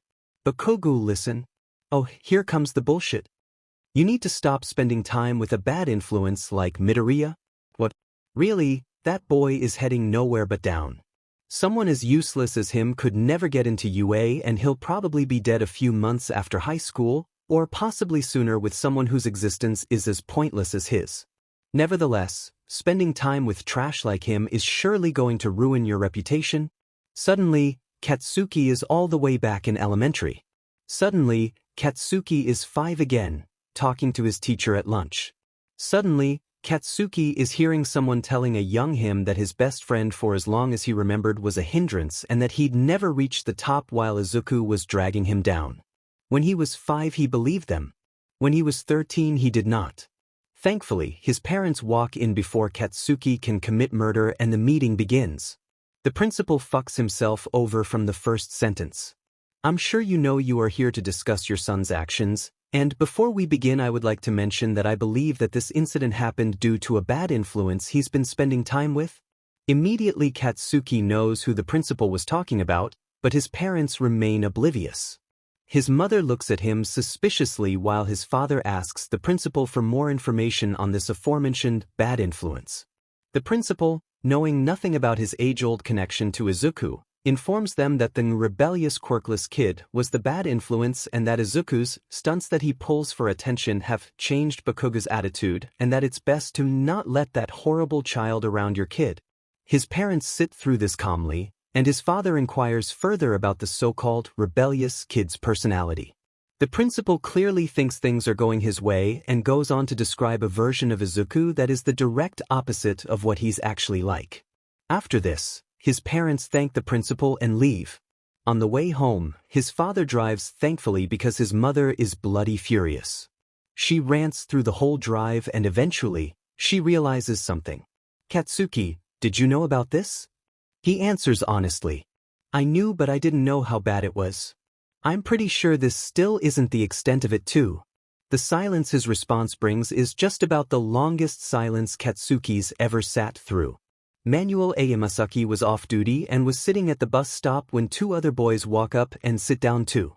It was Green and, as the others had started calling him sometimes, Fireball. Yeah, Masaki doesn't get it either. The two were mid-conversation and Masaki couldn't help tuning in, pretending to scroll through his phone and listen to music through his headphones. So, who's your favorite and least favorite heroes? Green thinks. My favorite hero is definitely Hawks, noted. Followed by Gang Orca and Manuel. Masaki's thoughts did a record scratch. As for my least favorite hero, Endeavor. Absolutely Endeavor. How did I forget you despise Endeavor? No idea. I've never liked that guy and I never made it a secret. Besides, the guy has the personality of a trash can and is a walking fire hazard. I don't see how anyone likes him. Kaken. Fireball Kaken laughs and changes the topic. Then Masaki notices a boy also watching the two. Red and white hair. Heterochromia. A scar stretching over his left eye. Endeavor's son, Todoroki Shoto. It was clear he'd heard them. And he was laughing. It was quiet, almost unnoticeable, his head ducked and his hair concealing his expression. But his shoulders were shaking and Masaki could see the smallest of smiles on his face. It was clear what he had to do next. Gangrene Gang. Basic, I come bearing information. Child-friendly, oh do tell. Basic, firstly, we can stop calling Fireball, Fireball. Green addressed him as Kaken. Basic, secondly, I have procured a list of Green's top 3 favorite heroes. Child-friendly, Chicken Little is online. Chicken Little, I'm not missing this. Basic, 3, me, yes I'm serious I'm also still processing. Basic, 2, Gang Orca. Basic, Hawks. Chicken Little, oh sparkling heart white medium star, dizzy glowing star 2 hearts growing heart heart with ribbon red heart, orange heart yellow heart green heart blue heart purple heart sparkling heart heart decoration white medium star, sparkles sparkles. Child friendly, yeah. Basic, how long have you been here? Child friendly, long enough. Child friendly, and his least favorite? Basic, Endeavor. Child friendly, Shoto couldn't believe it. Someone seemed to hate his father as much as he did. Watching the boy and his friend from behind him and across the aisle on the bus, Shoto observed him closely. Maybe I should have a talk with him someday? Izuku walks beside Kaken through the gates of UA, glad that so far nothing had gone wrong. And as he thinks this, he falls. Kaken moves to grab him but a girl is faster. Sorry for that, it's just you were falling and… The girl continues to ramble. Now the Isuku of a few years ago would have malfunctioned on the spot in this situation. He was not the Isuku of a few years ago. Instead of having a mental malfunction, Isuku puts on a charming customer service smile and states, "Don't worry about it. Thanks for making sure I didn't fall." The girl looks away and laughs awkwardly, saying something about bad luck with a flushed face. Isuku wonders about the flush before Kaken interrupts the conversation. If we don't move then luck isn't going to save us from being late. The girl panics and runs inside yelling, "Good luck," over her shoulder. Isuku watches her go before Kaken grabs him by the sleeve and pulls him forwards. His friend seems angry or angrier than usual, but Isuku chalks it up to nerves or something. They part ways and Isuku heads off to the Gen Ed exam. Stretching as he leaves the testing area, Isuku finds himself thoroughly confused at how simple the test is. Shrugging it off and deciding to dwell on it at the quiet, lonely, isolating orphanage, Isuku walks to the gate to wait for Kaken. A cold wind blows through and Isuku shivers. "Hello," someone states. Isuku turns to the voice, seeing a boy with heterochromia and two-toned hair. "Hi. Your hair is really cool." The boy blinks, expression unchanging, but Isuku gets the sense that he's surprised. "Thanks. Anyways, I wanted to ask your opinion on Endeavor." Why? Please just answer." Isuku is silent for a few seconds before stating bluntly, "He's a dick." The surprise is evident on the boy's face this time. His property damage is ridiculously high, and the fact that he constantly is on fire is an actual fire hazard, plus he doesn't seem like the greatest person. The boy smiles slightly. It's good to know that not everyone adores him. Yeah, although I don't understand why anyone does like him. Anyway, what's your name? The boy hesitates, before answering with a simple, "Shoto." "Hello Shoto, I'm Midoriya Izuku. But since I suspect Shoto is your first name, then call me Izuku." The boy Shoto nods and they continue to chat until Kaken arrives. "Izuku, I thought I told you to bring a fucking jacket?" He smiles at his friend and shrugs weakly. "I may or may not have forgotten it at home." Kaken sighs, pulling off his own jacket and handing it to him before turning to Shoto. "And who the fuck are you, Peppermint?" "My name is Shoto." "Nice to meet you, Kaken." "My name isn't fucking Kaken. It's Bakugo Katsuki, dammit." Shoto nods, the slightest hint of a smile on his face. "Hello Bakugo Katsuki, dammit." Kaken stares at him, then sighs. "Well played, Peppermint." Izuku is about to say something, but a beep from Shoto's phone cuts him off. Pulling it out, the blank-faced teen frowns and says he has to go. "We probably should get going too." Izuku murmurs. "We told my mom we'd be back by 4. After saying their goodbyes, the three teens head off. Izuku pulls Kaken's jacket around him and thinks, yeah, this has been a good day. Shoto didn't know what had come over him. He'd remembered the boy from the bus stop and had spotted him just before the recommendation exams. He was rather distracted, so much so that he waved at a boy staring at him just before the exam started, which seemed to surprise the boy. After the exam ended, Shoto walked to the gates to wait for his ride. The boy from the bus stop was waiting there too. Upon seeing him, Shoto had made the impromptu and not very thought-out decision to approach the boy. The boy's smile and kindness were infectious, and Shoto found himself smiling for the first time in years. His friend was nice too. At first, he'd seemed quite aggressive, but quickly Shoto realized that the boy had his own way of caring for his friend. On top of all this, Shoto had even made a joke. A joke. His own words echoed in his head. "Hello Bakugo Katsuki, dammit." Bakugo. More like Bakugo. He did it again. Upon arriving home, Fuyumi greeted him and mentioned that his brother, Natsuo, was coming over for dinner due to Endeavor being called away on business. Shoto hadn't talked to Natsuo beyond a few words in years. Still, as they sat for dinner, Fuyumi asked him how the exam went. "It went well, I think." Shoto paused. "I also had an interesting conversation with 2 boys afterwards." "Oh?" Fuyumi raises an eyebrow and sips her drink. "Yes, we had a lovely discussion on how much Endeavor sucks." Fuyumi chokes on her water and Natsuo stares at him for a solid 4 seconds. Shoto stares back. Then Natsuo snickers. You just walked up to them and went, "Hey, you guys know how much my old man sucks?" Shoto shakes his head. "No, I walked up to one and asked his opinion on Endeavor. His response was that Endeavor is a dick." Natsuo laughs while Fuyumi tries to begin her usual defense of their father before seemingly deciding it wasn't worth it. Natsuo grins at him. "I had no idea you also hated Endeavor." "Who doesn't hate Endeavor?" Shoto responds. Ironically, Fuyumi starts, "All Might doesn't hate him. He doesn't seem to, anyway, and whenever they see each other All Might always tries to strike up a pleasant conversation with him." Fuyumi pauses. "And in case you haven't guessed, he usually fails." Natsuo laughs and Shoto chuckles a little too. He knew his father's rivalry with All Might was one-sided, but it seemed that all the symbol of peace wanted was to be Endeavor's friend.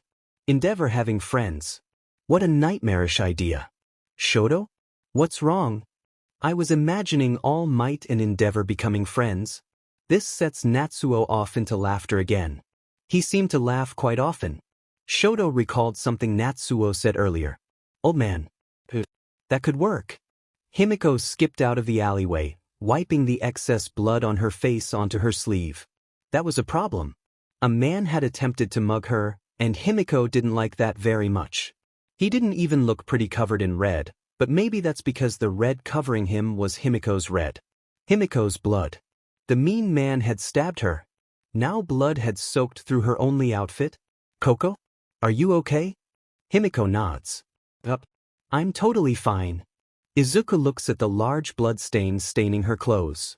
He thinks for a moment, before making a suggestion. Soon, Himiko's holding her jacket in a crumpled ball in her arms, the stain on her shirt covered by Izuku's cute hoodie that he'd lent to her, and is entering a store with Izuku. A clothing store, to be precise. "You can't wear ruined clothes." Izuku had insisted. He was so nice. He helped her pick out some clothes too. A reddish-brown shirt that would disguise bloodstains, dark gray skirt to help her hide, and sturdy gray boots for travel and so they wouldn't get ruined, and another outfit somewhat similar to her old one.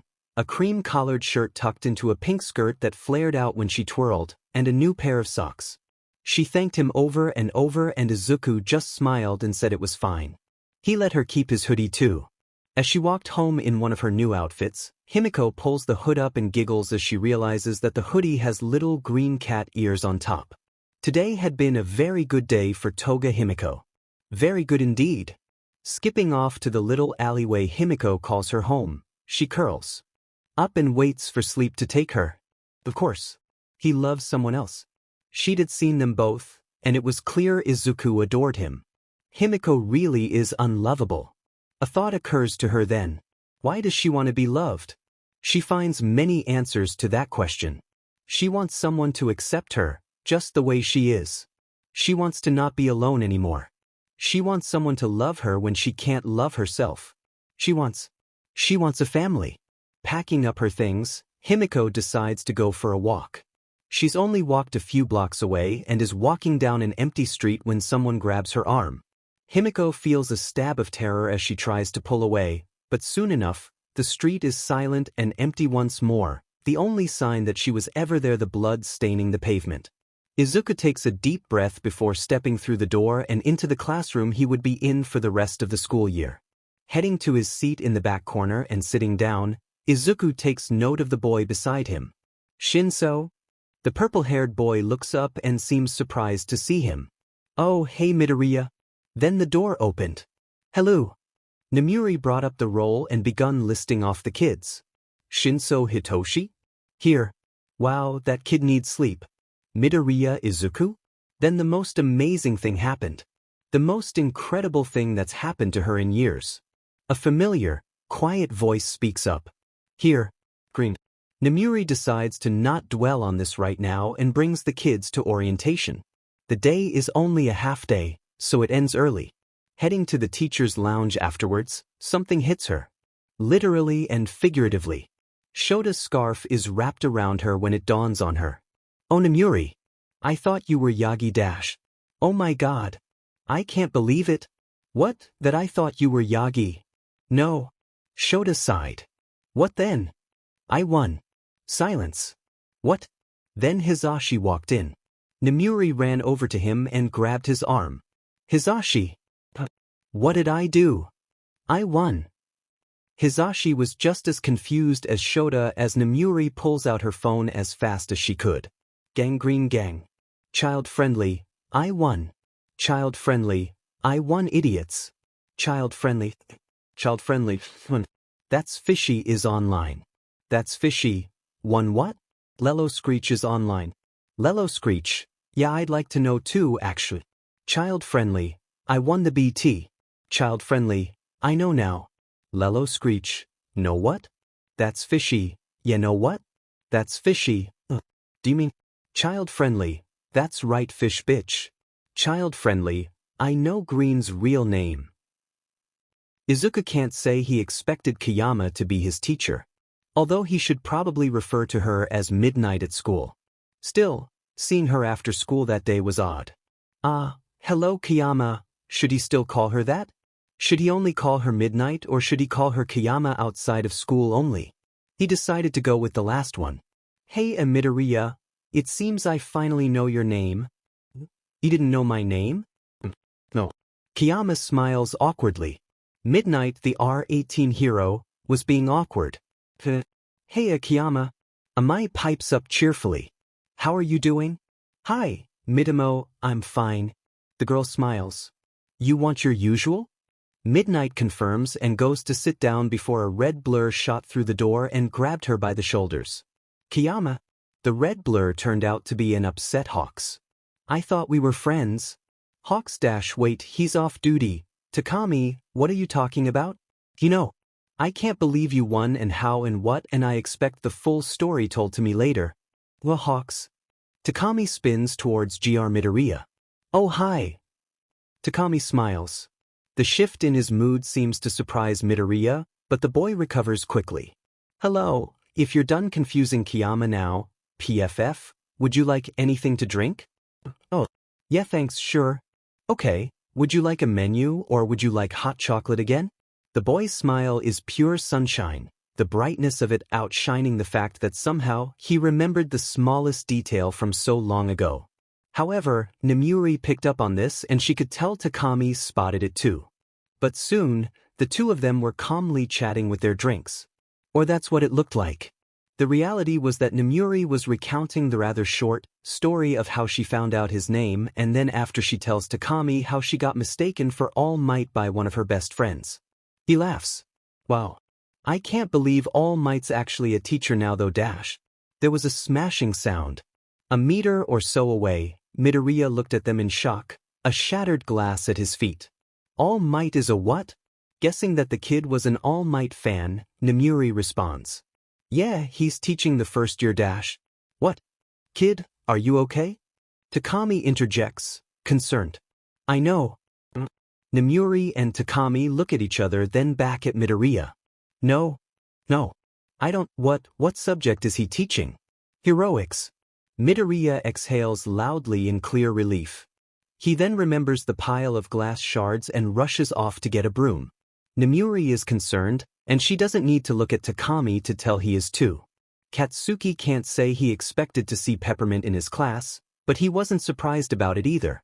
Looking at each other, they made a silent agreement to stick together. Then some sort of yellow sleep-deprived caterpillar rolled through the doorway. Then the yellow sleep-deprived caterpillar, that name was way too long, so YSDC it was, turned out to be a weird sleep-deprived person. The YSDC nickname still stayed though, and declared something about a test on the field. After grabbing their uniforms they had set off to the changing rooms. On the way, Katsuki had walked beside Peppermint and had an idea. Hey, Peppermint. Yes? Since our teacher arrived looking like a fucking caterpillar, does that mean he can become a butterfly? A snort came from behind them from a blonde kid with a black streak, electricity quirk, his inner Isuku supplies, and a girl with earphone plugs and dark purple hair was snickering quietly. But Peppermint seemed to actually be considering it.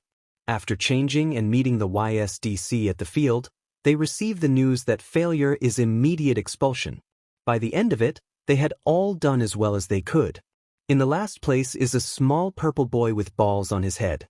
Katsuki had seen the boy's quirk in action, and he could practically hear Isuku in his head listing off ways that he could be useful. So when YSDC tells the purple boy that he's expelled, Katsuki does something he never believed himself to be capable of. He did something nice. No. The entire class turns to him, but Katsuki never shifts his gaze away from YSDC. "Excuse me?" The man asks, his tone as tired as ever. But Katsuki could tell he was surprised. "I said no. How the fuck is it fair for you to expel him? He fought his way into this damn class like the rest of us did. So what if he's last? That just means that this isn't his strength. That doesn't mean he's useless." Katsuki has no idea what he's doing, but he hopes this works, for both the purple kid's sake and his own. That just means that he does better in another environment and in other tests. Oh, what sort of environment would he do better in? The YSDC asks, and Katsuki smiles internally. He'd been hoping the man would ask. Well, one example is the fact that his quirk would be very useful for traps. Furthermore, he could throw the balls as projectiles or with the right support technology, shoot them, possibly even change them into a liquid to spread on the ground. Another is as a ladder or rope for both him and someone else. If he's able to stick the balls together, he could create a chain that he could throw at someone who was, say, falling, and it would catch them immediately. Furthermore, since it seems that the balls don't stick to him, he could stick them onto something and use them as a makeshift ladder, and that's only some of the possibilities. Katsuki readies himself. This was his conclusion. If this fails, he's done. Also, isn't it hypocritical to give your students a test that you wouldn't have been able to pass? At the age of 15, on our first day of school, the vast majority of us have no professional training. I assume that you would have been in the same situation when you were our age. If your 15-year-old self took these tests, would he succeed? Physical training aside, let's focus on what everyone falls back on and assumes is their ultimate weapon, their quirk. Your quirk gives you no solid advantage in any of these tests except maybe the race depending on who you'd be versing. Still, it seems unfair for you to give a test you couldn't pass. Don't you agree, Eraserhead? Silence. Dead silence. Even All Might, who was doing a pitiful attempt at hiding behind a tree, seemed shocked. Finally, Eraserhead speaks. So, you know who I am? As valiant as your efforts to avoid detection are, there are still a handful of records about you. Another beat of silence. Fine, Eraserhead concludes. You've convinced me. Oh, thank the fucking universe. But I'm keeping an eye on you, Bakugo Katsuki. He speaks before he can stop himself. Ominous. Ever consider being a fortune teller? There's a quiet slapping sound from just behind him as peppermint facepalms. Then the impossible happens. The yellow sleep-deprived caterpillar let out a quiet huff of laughter. Problem child. As for the rest of you, he turns to the rest of the class, head back to the change rooms and change. Mineta, you're off the hook for now. The class slowly disperses and head off to the change rooms. Katsuki goes to follow before feeling a tap on his leg. The purple boy, Mineta, is there. Thanks a lot for that. I really thought I was screwed. Katsuki nods at the shorter boy, then walks off with Peppermint following him. And that, Kaken declares, was my day. I can't believe you met Eraserhead in person. Kaken gives Isuku a flat look. Really? What? Himiko sits in the hard chair, not looking up when the door opens.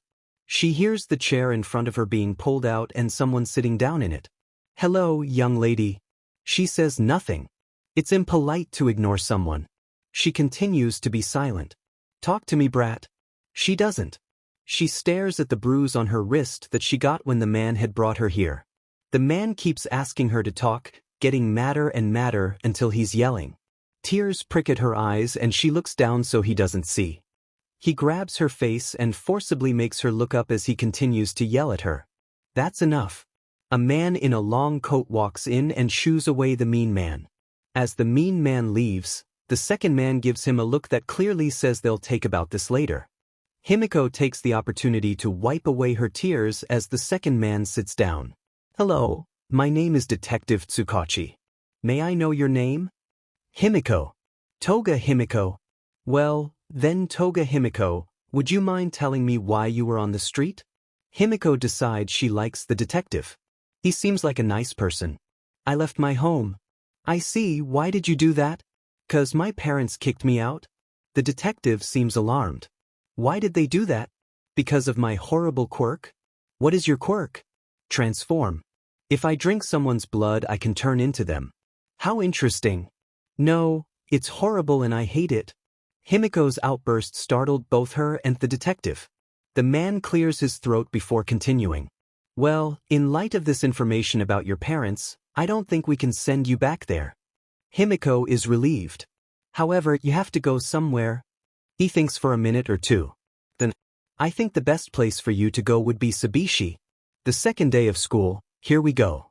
Walking into class, he greets Shinso and sets his bag down. A girl then walks over to their desks. Hello. The girl has messy pale brown hair pulled back into a ponytail and bright orange eyes. She was smiling brightly. Hi. Hi. Yeah, I just wanted to know if you're in this class? Izuku and Shinso look at each other. Yeah, why? Anyways, she flicks her hair and flashes a charming smile. Wanna be friends? Something was off with her, but Izuku decided to not judge her based on her approach. Okay. Izuku agrees, earning himself a what the heck? Look from Shinso. The girl grins at this. Great, nice talking to you. As the girl skipped over to her desk on the other side of the room, a boy approached them. Hope you don't mind me asking, but did she offer to be friends with you? Izuku nods. Oh geez, yeah, that's my stepsister. She's not the greatest person. Maybe stay away from her. There was something wrong with the boy too. His dark pink-purple eyes flick over to his sister every so often as if checking that she wasn't going to spot him. The best word here would be suspicious. Still, he walked off soon after, leaving the two to watch his uneven dark brown hair get further away as he went back to his sister. So, Shinso starts, is it just me or are they both kinda odd? Nope. Not just you. Lunch came. Shinso and Izuku found a table and soon Kaken comes, dragging Shoto behind him. Literally. By the sleeve. Thankfully Shoto was not being dragged across the floor. I got Peppermint. And I also learned his last name. Kaken announces, pulling Shoto into the seat beside him opposite Izuku. Oddly, neither question who Shinso is. Shinso doesn't seem to mind though. What's his last name? Shoto attempts to sneak under the table but Kaken grabs his collar before he can. Hint 1. His dad is a piece of shit flaming dumpster fire hazard. Endeavor. Got it in 1. Shoto stares into his food. At this point, Shinso put down his glass with an audible thud and looked straight at Shoto. Shinso, as blunt as ever, stated, your dad is a jerk. I pity you for having to be related to him. Then he picks up his water again and sips it. Who the fuck are you? Oh, it seems that it wasn't that Kaken and Shoto hadn't cared who Shinso was, it was that they simply hadn't noticed him. Shinso. Shinso Hitoshi. Puss. I used to be roommates with Midoriya. Roommates? How does that work? Bakugo Katsuki damn it seems to understand. Also why has that name stuck? But Shoto finds himself still at a loss. He doesn't press though. They are then interrupted by some of their loud classmates. By their, Shoto means his and Bakugo's. Hey, loud boy. It was the electric blonde, with the pink acid girl and the enthusiastic redhead following him. Nope. Bakugo picked up his tray and stomped off, the 3 loud teenagers protesting. Shoto ignored the situation beyond that. So this has been a fun lunchtime. Tachio walks down the pavement, glad that Hoki was spending time with his friends this afternoon. No way she could put up with his shit right now. Idiot. Pushing her messy hair behind her ear, she pulls out her phone and opens text messages. The cursor blinks in the empty text box.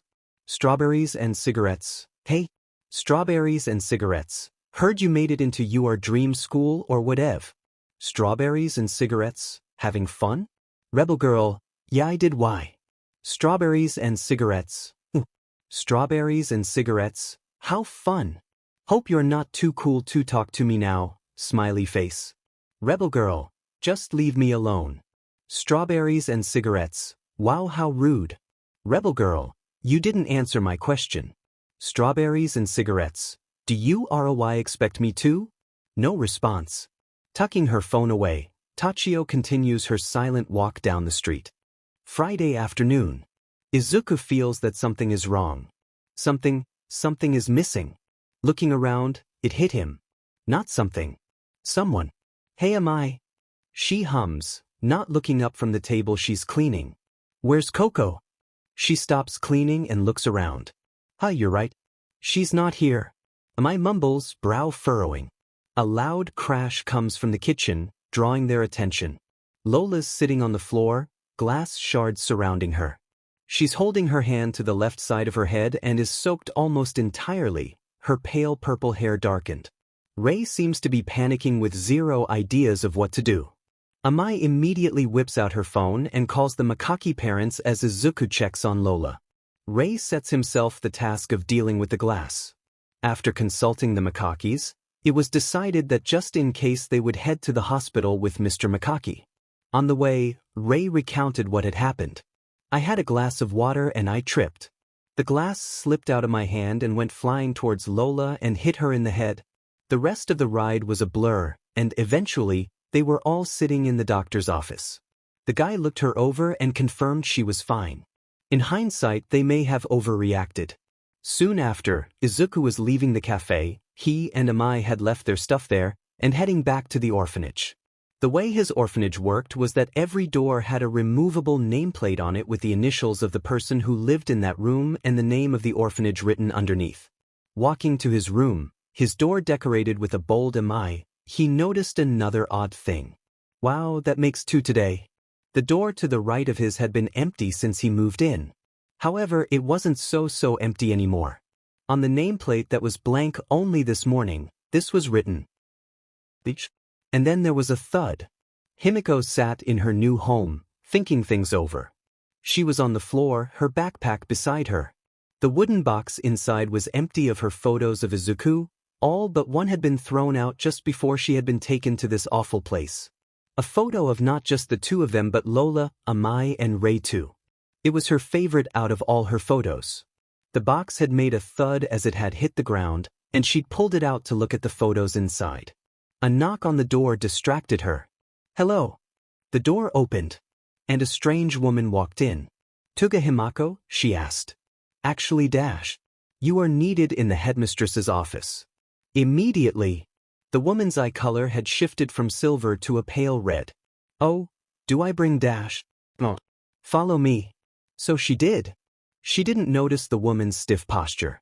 And she didn't notice a pair of wide green eyes following her either. Midoriya Izuku? Here. Mikiso Tachio? The girl with orange eyes responds. Here. Mikiso Hoki? This time her brother responded. Here. Shinso Hitoshi? Here. The class continued, and Izuku filed away the names of the two Mikiso siblings. It was 6th period, and the final subject of the day was English with the ever-enthusiastic present Mike. This was their first English lesson so far this year, and the first question asked was simple. Does anyone here speak any English already? Izuku almost raised his hand. Almost. But no one else raised theirs, and Izuku felt his fear get the better of him. If he was the only one, if no one else could? Someone like you couldn't possibly get such a high score. Don't lie, dear. It's always best to tell the truth. He felt like he was drowning. Were they looking? Were they noticing? Were they judging? How long had he been sitting there panicking? Frantic panicking filled his mind. Then, Shinso raised his hand. No one whispered. No one stared. No one showed any form of negativity at all. So Izuku shyly raised his too. Awesome. How fluent are you too? Shinso responded first in his usual dull tone. Nearly fluent. Cool. How about you, little listener? Izuku felt his fear from earlier go into overdrive. Darling, did you cheat? Deku, see me after class? No way, a loser like you got a higher grade than me. Did you cheat off someone? You're so smart, Aizu. His body began acting without his permission. Effluent. Present Nick's smile grew. See, Aizu? You can do it. I can. You just did, didn't you? He laughs, happily and freely. Happy, free, and so very naive. Walking through the hallways of the orphanage, Isuku felt his exhaustion weigh on his shoulders. He'd gone home to change before heading to the cafe as he'd forgotten to pack some that morning. Then something slammed into him. No. Someone? Isuku, the person squealed. Oh my god. He had forgotten. Himiko. She releases him and he's met with an excited grin, her fangs glinting. Did he just get back from school? She asks, her grin never faltering. Kinda. Came back to change before heading to work? Himiko's eyes sparkled. Can I come? I've been here all day. Izuku laughs and agrees. As they head out the gate, Himiko asks, So what school do you attend? I never asked. You it? Silence. He looks over to her, only to see her expression showing pure surprise and awe. She was practically glowing. Like Yua? Yup. If he thought she was happy before, she was practically shining at this point now.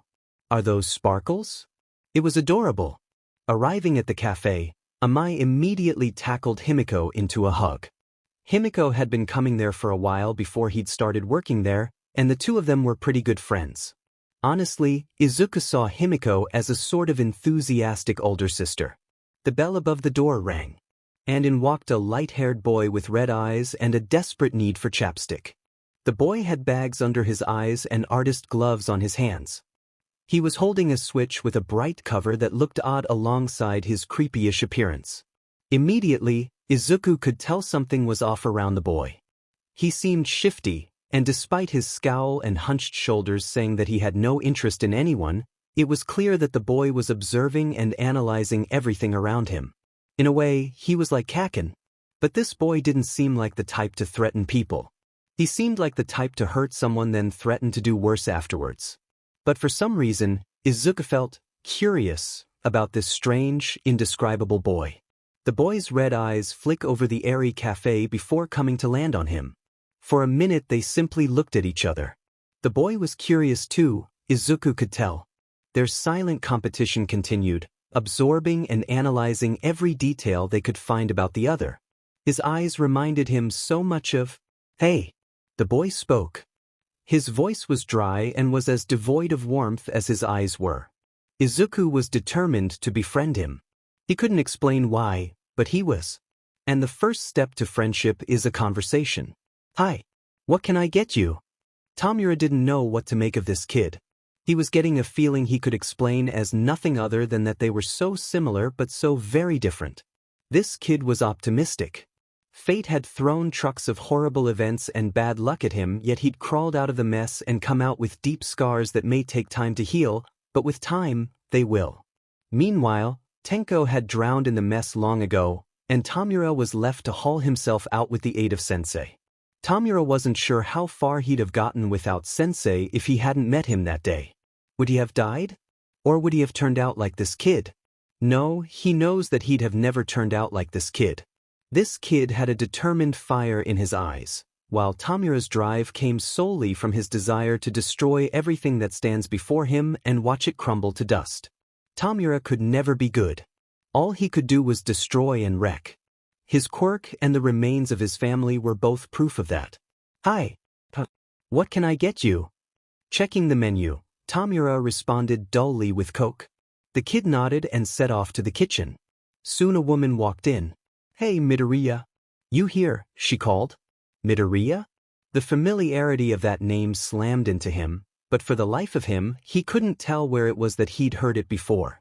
His thoughts scrambled to collect themselves, reorganizing just as the kid Midoriya, just thinking the name made his chest ache, but why? Arrived with his drink. Here you go. Midoriya moves to leave but turns back as if remembering something. Oh, if you don't mind me asking, what's your name?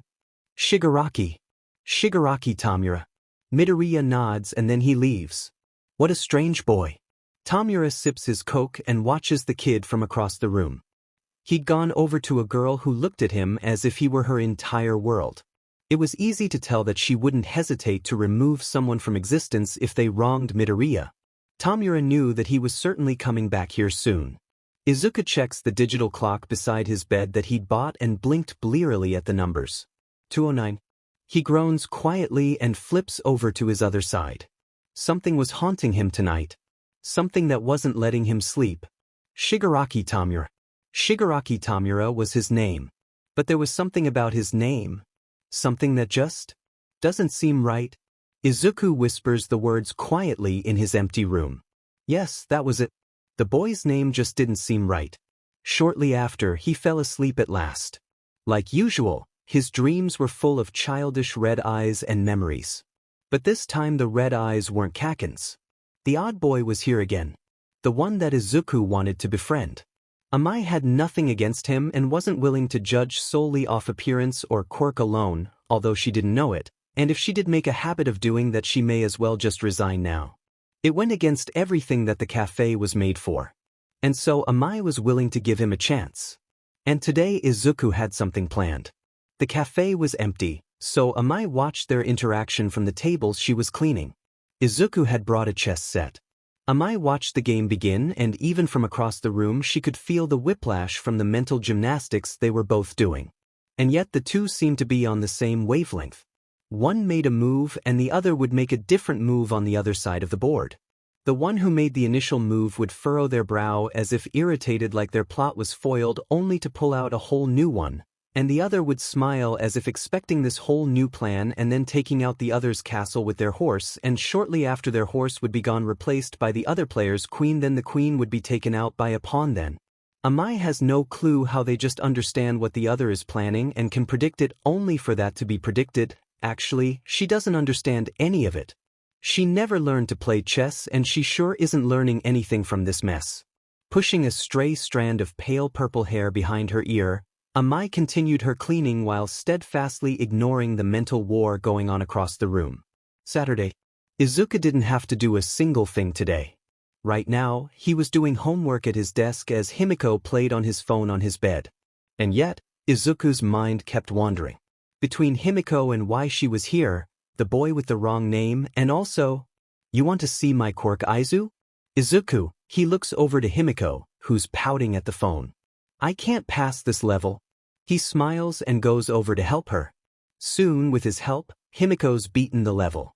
She cheers, and Izuku can't stop himself from asking, "Himiko, can I ask where your parents are?" Himiko stops smiling and thinks for a moment, before slowly responding, "My parents didn't approve too much of me. Any of me. My hobbies, my friends, my quirk, nothing. It all just kinda built up until one day it all fell. There was an argument, a big one. My mama screamed at me and my other mother broke down in the corner. I ran away, never went back." Izuku was silent for a moment before reaching over to pull his friend into a hug. Himiko sat there unmoving, tears stinging her eyes. She hugs him back, and for one moment, everything seems okay. "Tamura." Sensei calls out to him. "Yes, Sensei? You seem to be a bit distracted. Care to explain?" Tamura hums. "I met a kid yesterday. At a cafe. He worked there. And what about him has you so intrigued? He seems familiar. His name seems familiar, like I knew someone with it once." "And what is his name?" "Midoriya." Saying the name aloud is so much more different than saying it in his head. It's as if he's solidifying it, like saying it aloud made the mystery unavoidable. "Tenko?" Sensei is silent for a good few moments. Then, "Tamura, how much do you remember of the first few years when I took you in?" The answer was easy. Very, very little. Brief flashes at most. A blurry memory of a woman telling him to put on a coat before heading outside.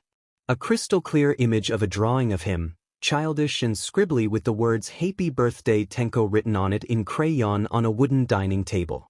Tamura doesn't know how he knows that it's a dining table. He just does, and he can't explain it beyond that. He asked questions over and over to both Sensei and Kurogiri. Kurogiri had dismissed them and Sensei had simply smiled and stated that one day he'd understand. This was one of the few times Tamura had doubted Sensei. "Not much, why?" Tamura, there's always been something odd about that photo on your bedside table. Maybe that would be a place to start. Is this finally a clear answer? After almost 12 years of wondering? Rushing upstairs, Tamura grabs the photo and looks at it. It was simply Tamura and Sensei, standing side by side. Examining the photo, he noticed something that in the past he'd brushed off, but right now he focused on it. Their arms were going out of the photo. Slowly, Tamura pulls off the backing of the frame and pulls out the photo inside. The sides were folded back. Izuku sighed as he sorted slowly through his old possessions.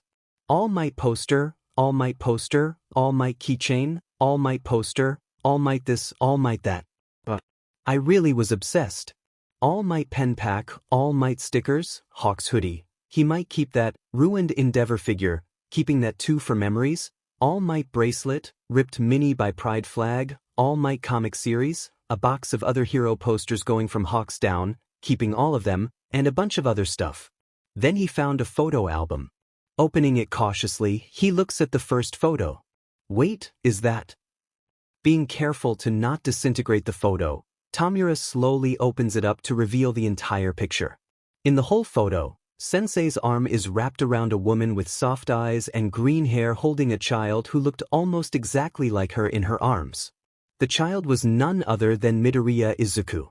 Tamura wanted answers. All for One is aware he's made mistakes. That much is obvious. He's done bad things too. It's difficult to rule the criminal underground without taking a life or two. Difficult but not impossible, a part of him whispers. He casts that irrational part of him aside as he always does. All for One has been alive for a long, long time. 109 years. But before All for One was alive, Shigaraki Hisashi was alive. He lived for 18 years before All for One was born from the ashes of Hisashi's guilt.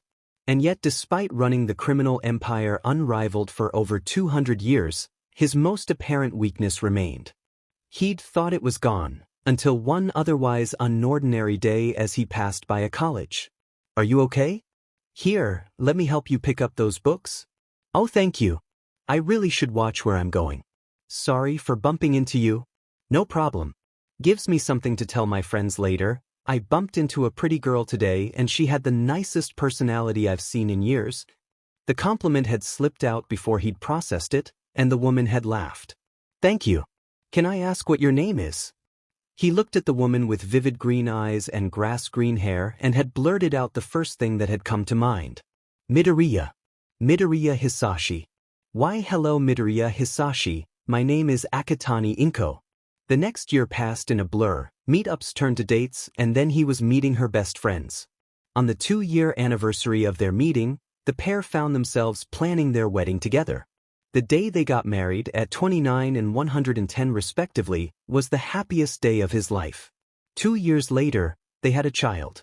He was the most precious thing Hisashi had ever seen. Fluffy curls and emerald jade eyes exactly like his brother's.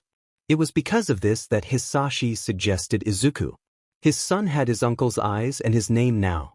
Hisashi watched his son grow from a babbling baby to a chatty toddler, befriending Mitsuki and Masaru's little hellion easily. The two got into so many scrapes, gaining many scoldings from their mothers and fond chuckles from their fathers. One of his fondest memories was when Hisashi and Masaru took the two boys to a hero event. Hisashi hated most heroes, but there were a few he could stand, and he gently directed Izuku towards these heroes. And then came his least favorite hero. The only hero he's ever hated more than All Might. Endeavor. Upon seeing him, Hisashi mentally prepared himself for approaching him. It was at that moment Endeavor looked over to them. And Izuku nailed the man with a glare so loaded with disgust and hatred that the man had frozen on the spot and had gone pale. Hisashi was so proud of him. He got extra allowance that week, an ice cream treat and a big hug from both his parents. Inko despised the man almost as much as Hisashi himself did. It was probably because she was a lawyer, and both had heard rumors of child abuse going on in his household. It was shortly after their son had been born that he found a child, alone in the street. Of all the odds, it was Shimura Tenko. He took him in. The 4 years he had with his 2 sons and his wife were the happiest of his immortal life. But then doubts grew and new information came to light. So Hisashi made a plan. That night, he sent the 2 kids to the Bakugos, as Tenko and Katsuki had become fast friends, both of them including Izuku too, of course. While they were away, he told Inko everything just to alleviate his guilt. He told her he didn't want to hurt her, but he had to go. A month later, Midoriya Hisashi left for a business trip. The business in question was never disclosed to anyone, not even his son. That same month, All for One returned entirely unknown to the symbol of peace. Hisashi had wiped the Bakugo's, Izuku's and his wife's minds clear of Shimura Tenko, now Shigaraki Tamura, and took Tamura with him after wiping his memory as well of the 4 years he'd spent in the Midoriya household. The last one hurt more than anything. Tamura had never known a safe, loving home, and now he never will. But maybe there is still a chance. If only he could just remember.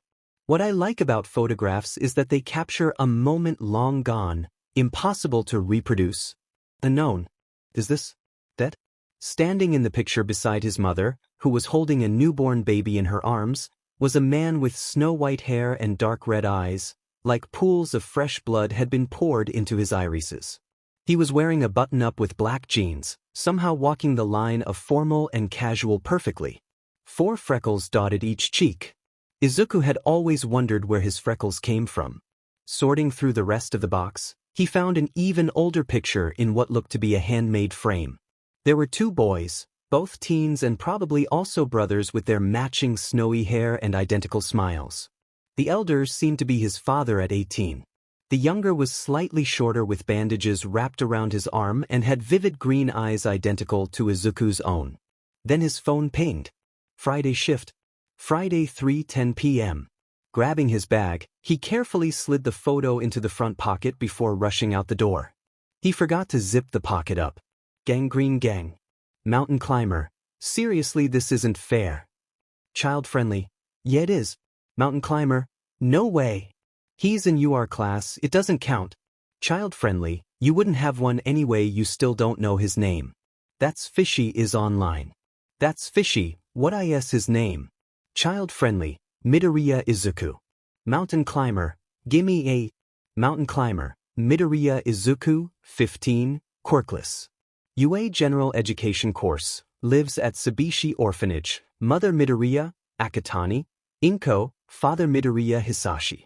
Mother deceased, April 20XX, 2 years ago. Father missing, April 20XX, 2 years ago. That's fishy, how and why? Mountain climber. Oh, the correct grammar, it hurts. Mountain climber. It hurts. Child-friendly. See this? This is why no one likes you. Child-friendly. Also, where the heck did you get that information from? Mountain climber. Quirk database victory hand. Child-friendly. Don't you peace sign me, you bitch? Mountain climber. Face-blowing kiss. That's fishy. Kayama no murder is illegal. Basic is online. Basic. Basic. Nope. Basic is offline. Running through the door, Izuku finds himself almost crashing into someone but dodging in the nick of time. Darting straight through the cafe, he books it for the break room and grabs his apron. Upon emerging, he sees Shigaraki standing in the middle of the cafe. Wait, is that who he nearly ran into? Whoops. Carefully holding a photo in his gloved hands.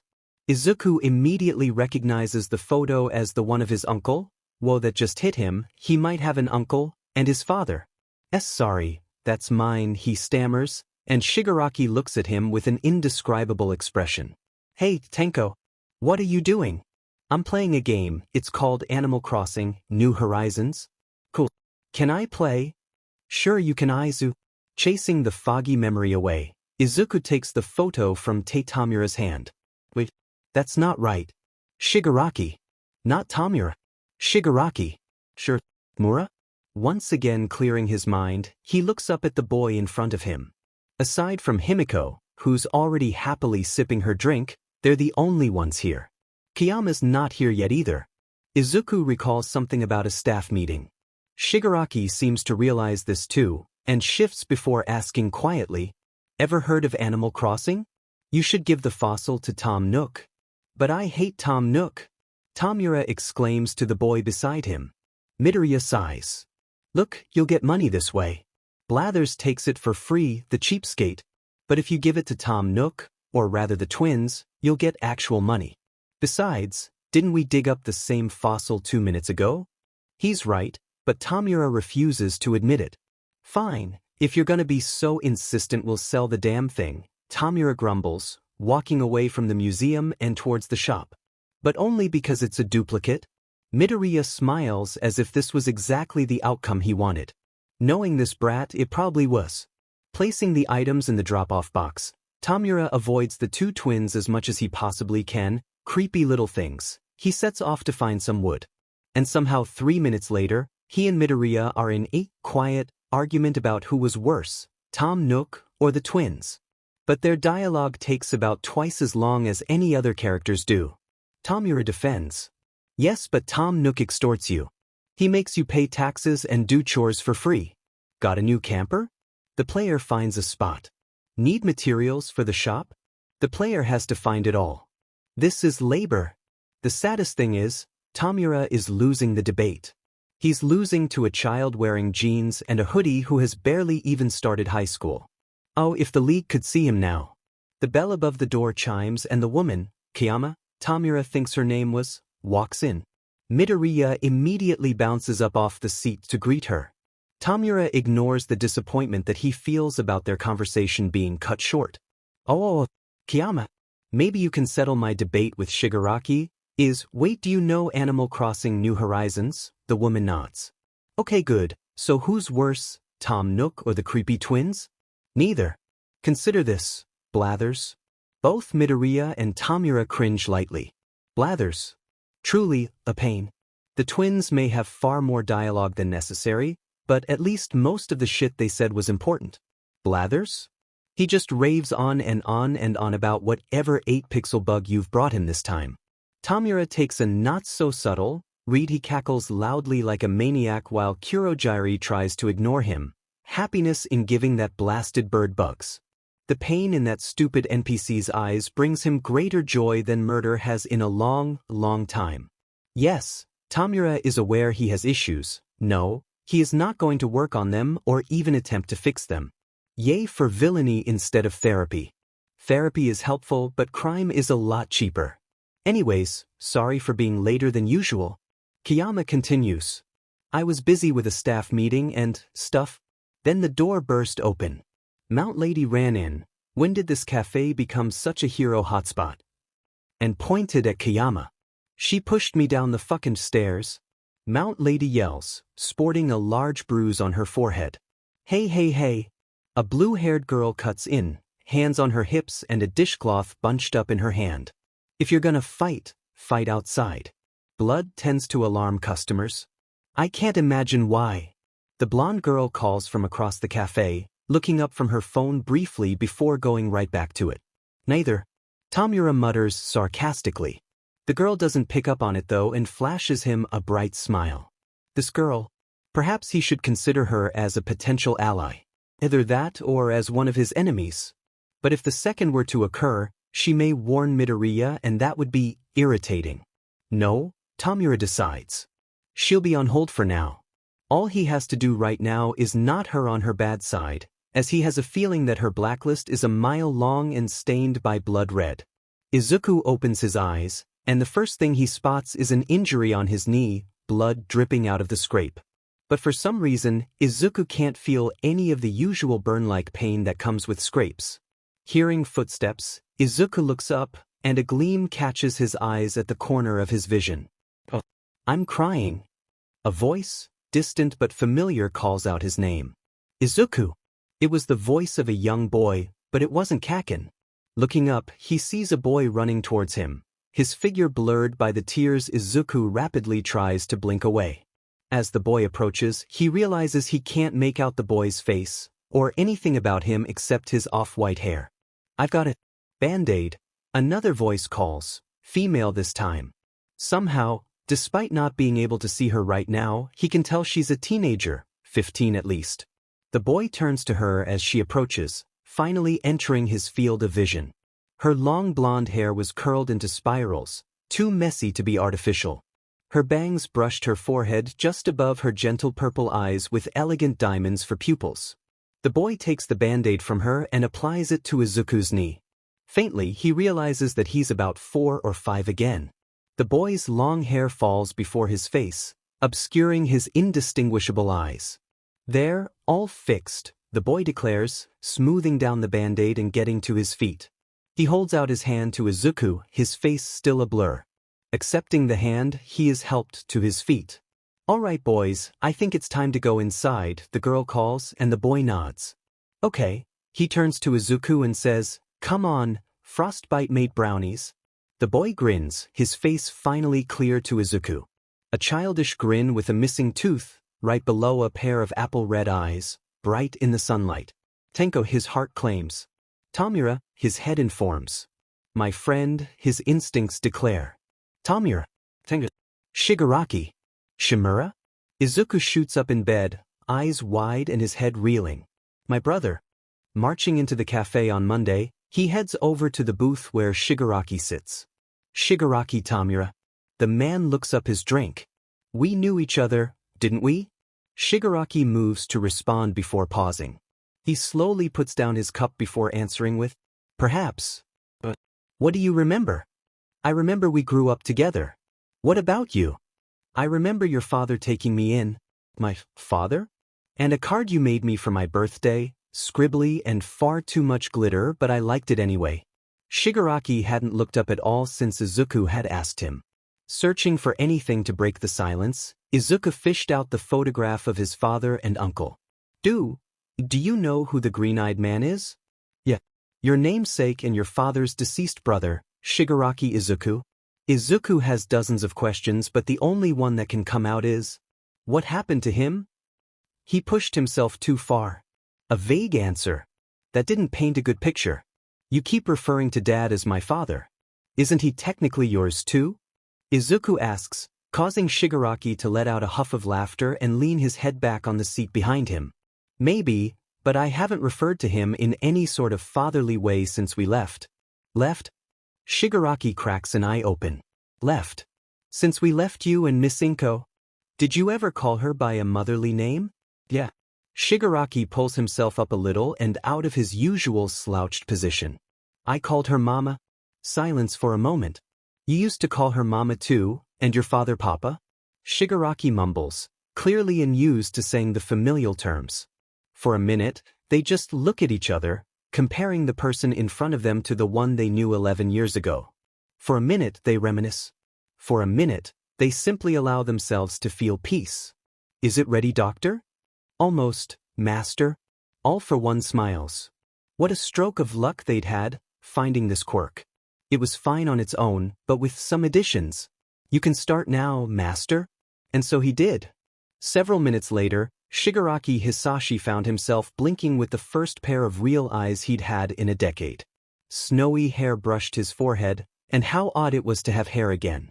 "I suppose it would be, master." "I was muttering, wasn't I?" "Yes. Yes, you were." "Old habits die hard, I suppose." Memories of his brother lightly teasing him for his mumbles are brought forward, and Hisashi smiles a little. "Doctor," the man immediately listens. "I'm going to the bar." Tending to the bar, Kurogiri let his thoughts wander. Why is he called Kurogiri? He does wonder. And who are the people in his dreams? All his thoughts are scattered as soon as a warp appears, one recognizable as belonging to Sensei. Kurogiri was aware of this experiment, and as his boss stepped through the portal he was pleased to discover that it had been successful. Calling out a greeting to his master, he set himself the task of making a drink. As he slid it over, the door to the bar opened and Tamura walked in. "Hey Kurogiri, I dash." He stops, wide-eyed. Sensei smiles. "Hello, Tamura." The man is soon tackled into a hug by his protege, prompting a chuckle from all for one as he hugs the boy back. Shooing the last remnants of his existential crisis away, Kurogiri takes this as the time to leave. The two of them need a moment to catch up. After a long hug, Tamura finally releases Sensei. "You didn't tell me you were all better now." Sensei ruffles his hair. "It was a surprise." His smile grows. "Now tell me, what have you been up to?" Tamura pauses before replying with, "I found out more about Midoriya Izuku." "Oh? And I think that you know more than you're telling me." "I remember a bit, but not enough." "So can you explain, please?" Tamura looks up at the man in front of him, the person he's aspired to be like since the day he got his quirk. Sensei sighs and directs him to the seats. And he began to speak, telling him a story, telling Tamura his story. He listened intently throughout it all. Most of it he'd heard. But now there was a second part, the part where a new factor came in and changed everything. Akatani, now Midoriya Inko. Mama. Sensei told him of her emotional tendencies that contrasted starkly with her iron will and steely resolve. She was a damn good lawyer, Sensei stated, and a just as great doctor. Then he told him about Isuku. How as a kid he would escape even the most secure of cribs, of how Inko and Hisashi would find him in the oddest of spots after said escapades. A true escape artist even at the age of 2. Sensei spoke of a hot-headed boy named Bakugo Katsuki, or as Sensei affectionately referred to him as, the Hellion. Stories of how the three of them would get into and out of trouble all the time, pranks they pulled and places they explored, creating games and worlds pulled from nowhere but their childish imaginations. Tamura was told the story of their interaction with Endeavor. I've never seen a hero go so pale. And the story of himself meeting Isuku. You looked at him in pure amazement at how small he was, and you swore to do everything you could to protect him. Slowly, Tamura's own memories came back to him. The two of you looked as guilty could ever be, almost quite literally caught with your hands in the cookie jar.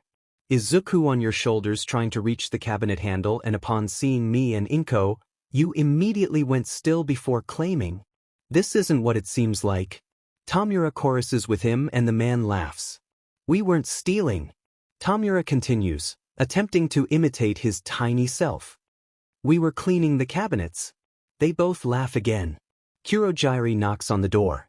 "I apologize for interrupting, but Shigaraki has to observe a potential group to recruit for our big plan." He nods and Kurojairi leaves the room.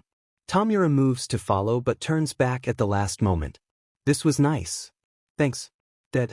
And so he leaves, screaming internally the entire time and placing his usual hand over his face to hide his panic. Hisashi hadn't done this in years. And yet somehow he gets through. Somehow, his former hacking skills returned to him when he needed them. And so Hisashi found himself sitting at a computer reading through his biological son's digital file. This activity was born from his curiosity, boredom, and "oh my quirks, Tamura called me dad." Clearing his mind, he focuses on the information in front of him. Midoriya Isuku. Age, 15. Quirk, not applicable. School, UA High School, General Education. Residence, Shibuya Orphanage. Hold on, what?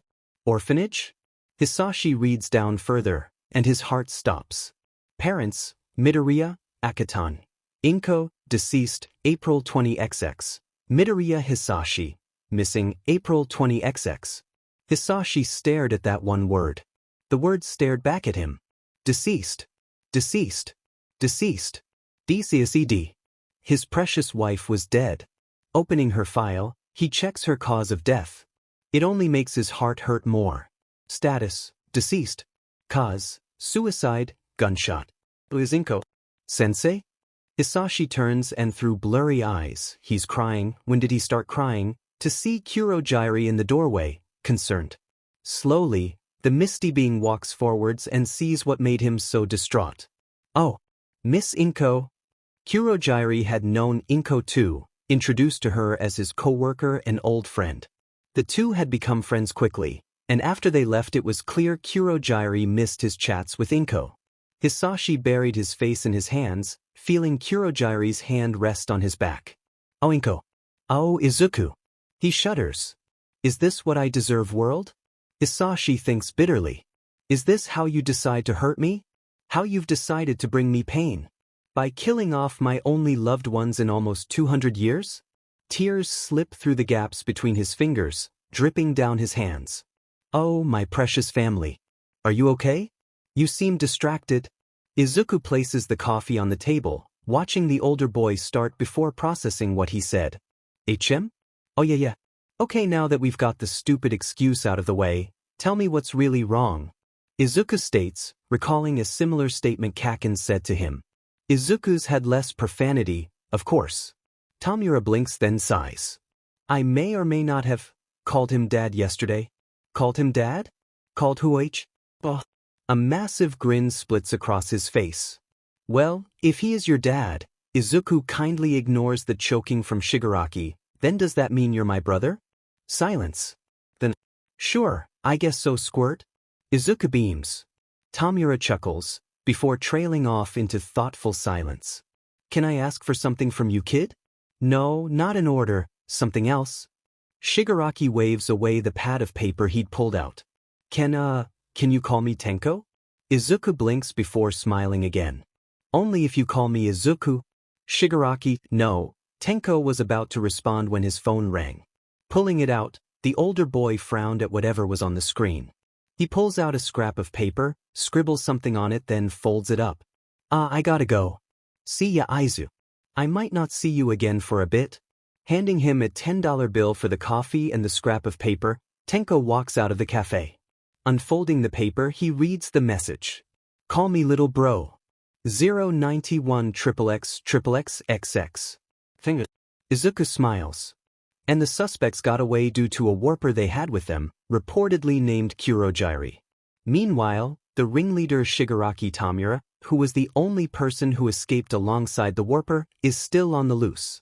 Police say that they were aiming to kill All Might, probably due to his position as Dash. Izuku stares at the now blank TV in the closed shop. Thinking back to the conversation they had yesterday, it makes sense now.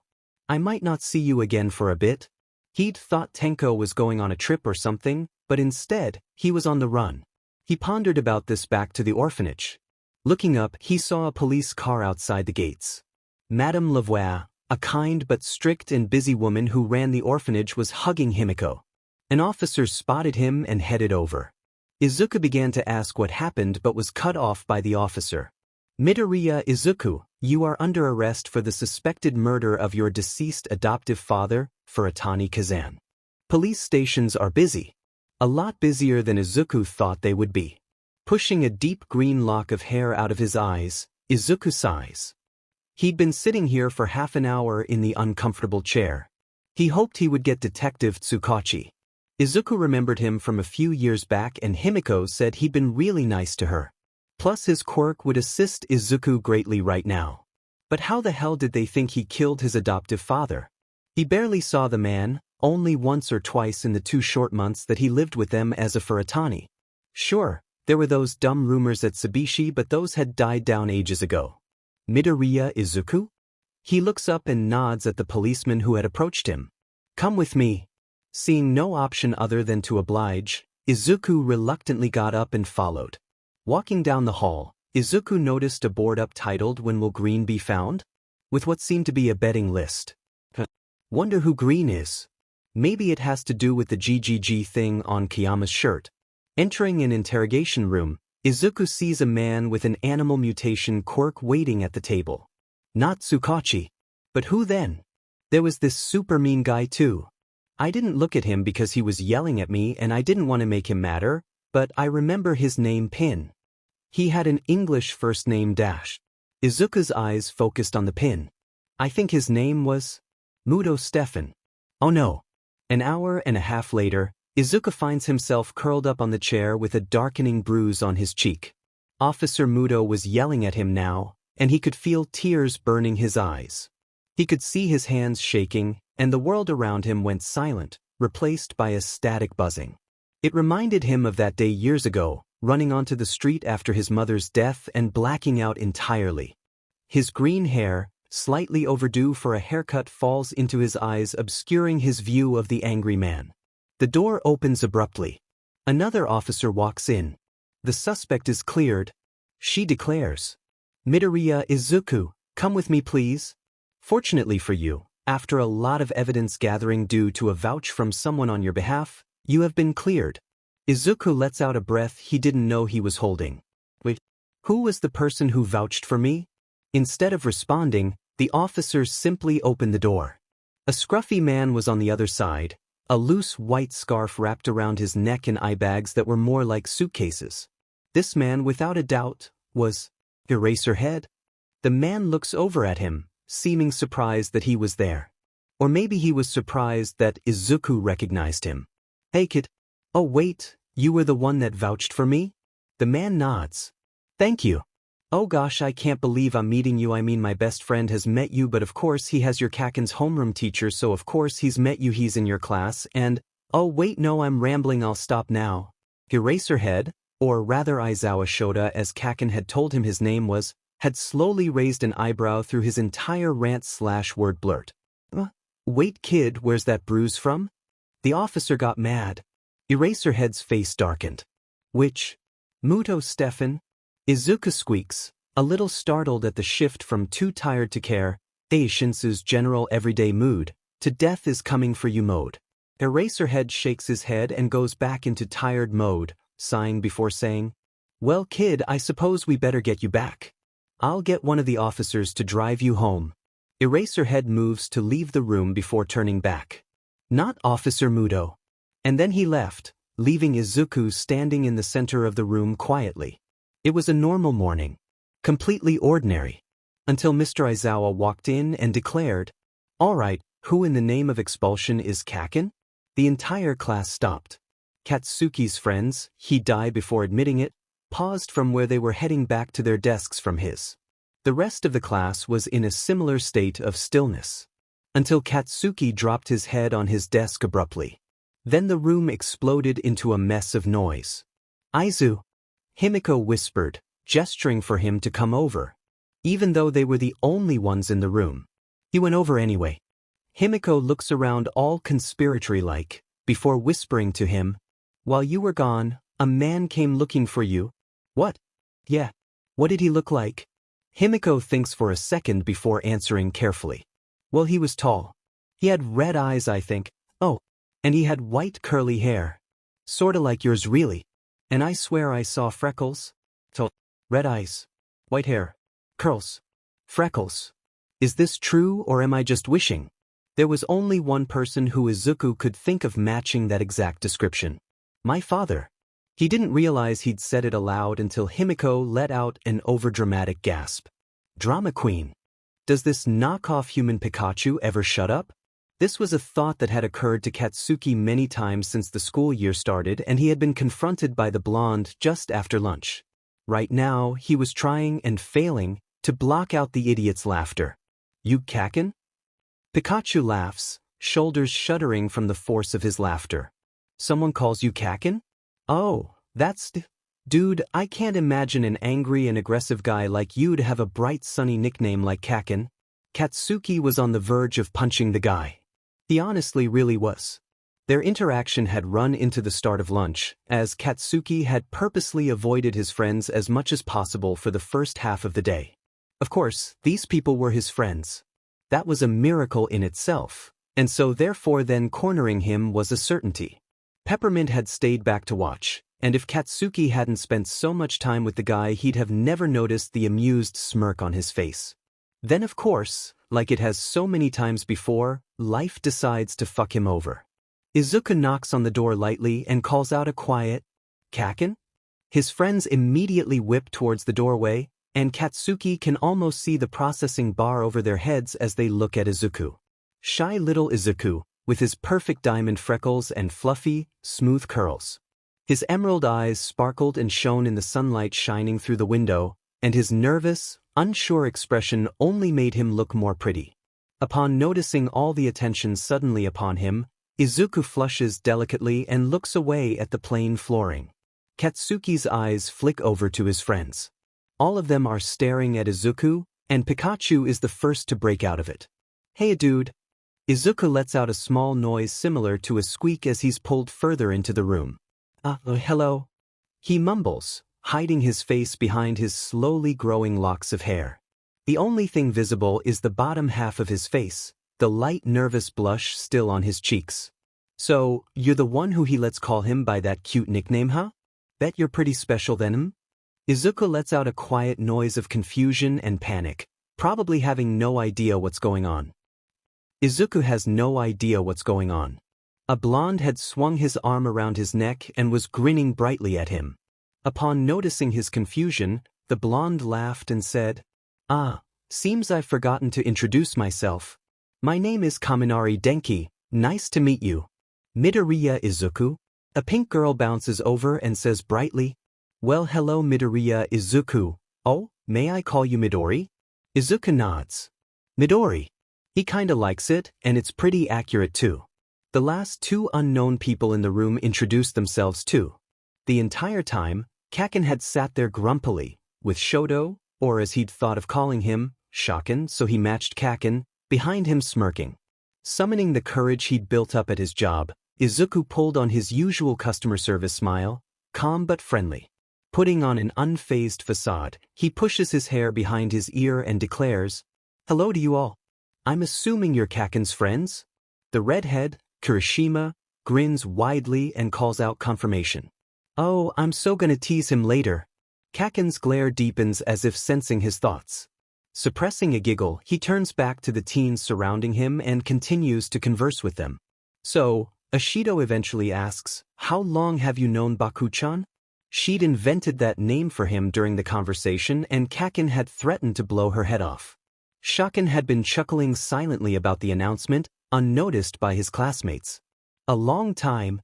Our parents knew each other from high school and purposely bought houses next door to each other. It just made sense for us to be friends." "Cool. Wait, so why do you call him Kaken then?" Shiro asks. Izuku pauses before answering. "I'm not completely sure. I can't remember a time when I haven't called him that and I have no one to ask." "No one to ask?" Everyone excluding Kaken gazes inquisitively at him. I don't have parents." They all freeze. "Or any findable relatives.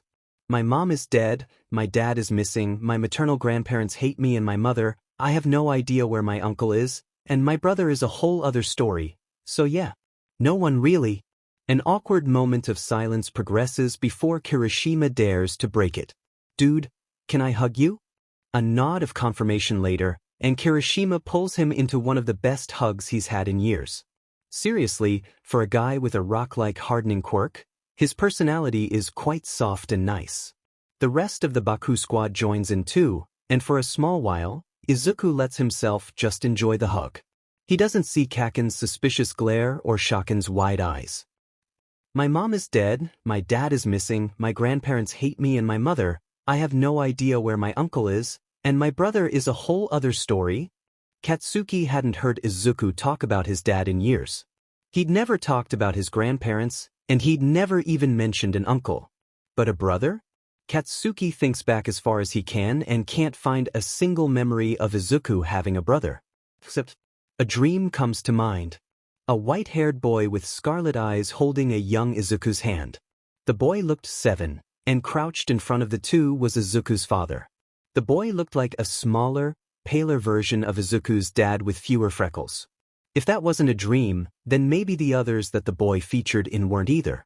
But where has he been for the last 11 years? Big brother Tenko.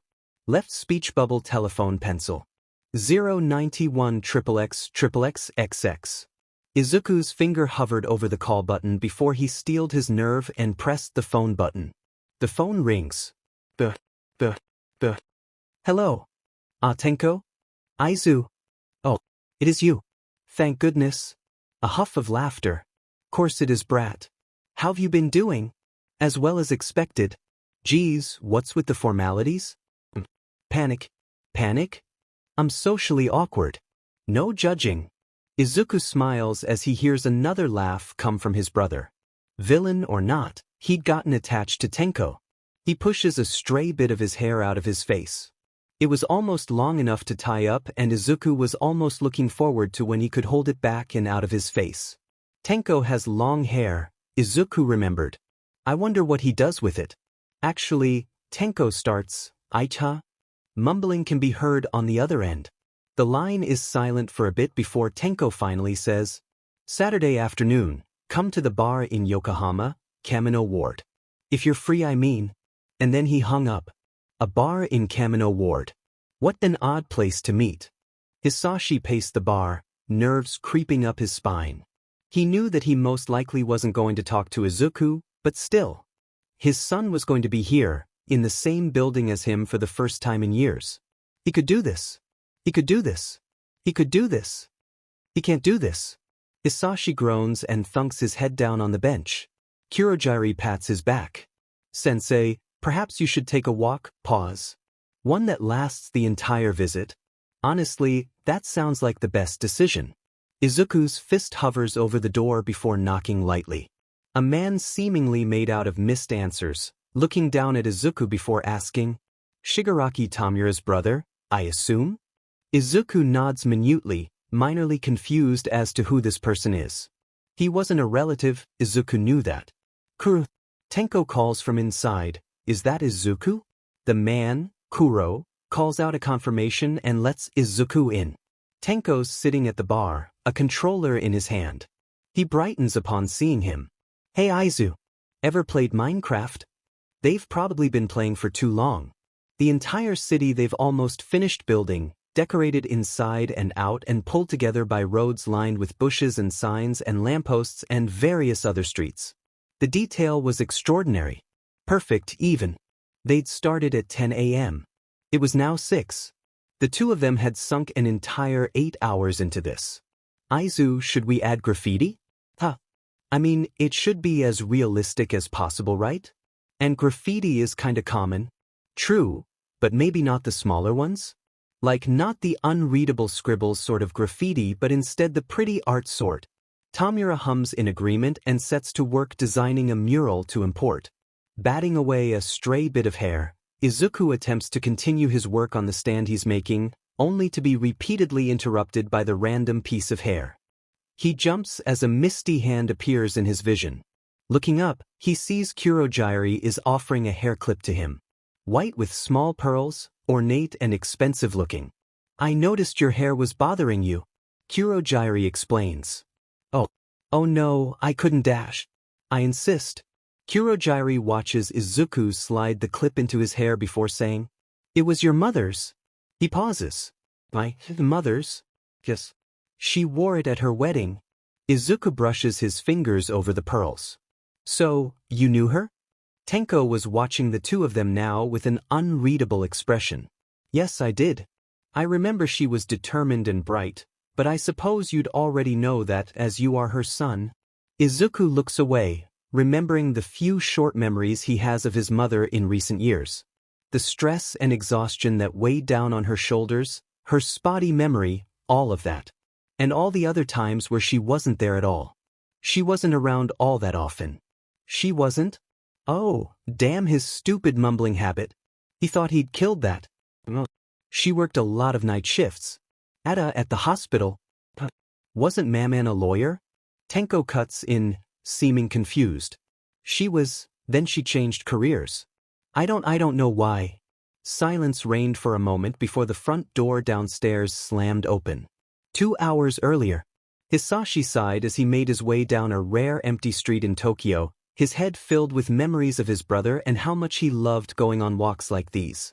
So wrapped up in his musings, he didn't notice the man walking in front of him until they'd already bumped into each other. I'm so sorry, I all for one? Of all the people, of anyone that he could have bumped into, it just had to be All Might. Yagi, he says smoothly. How? Nice it is to see you again. Well, nice is one word for it. Unexpected was another. A third would be unpleasant. Yagi growls at him. The man is apparently in no mood for pleasantries. Hisashi clears his throat. Well, as lovely as this catch-up has been, I have to go. Goodbye. And then he runs. He hears an angry yell of, Get your ass back here, as Yagi chases him. And for a man whose real form looks like he's on death's doorstep, he's surprisingly fast at running. And for the number one hero, he has quite the foul vocabulary. Half an hour later, they're still running, and how the fuck hasn't Yagi died from this chase yet is Hisashi's only question, as the rest of his mind is filled with shit on loop. Damn it, Yagi. I just want to get back to my kids, he yells in desperation. Kids? Hisashi stops running. Oh, this is bad. This is very bad.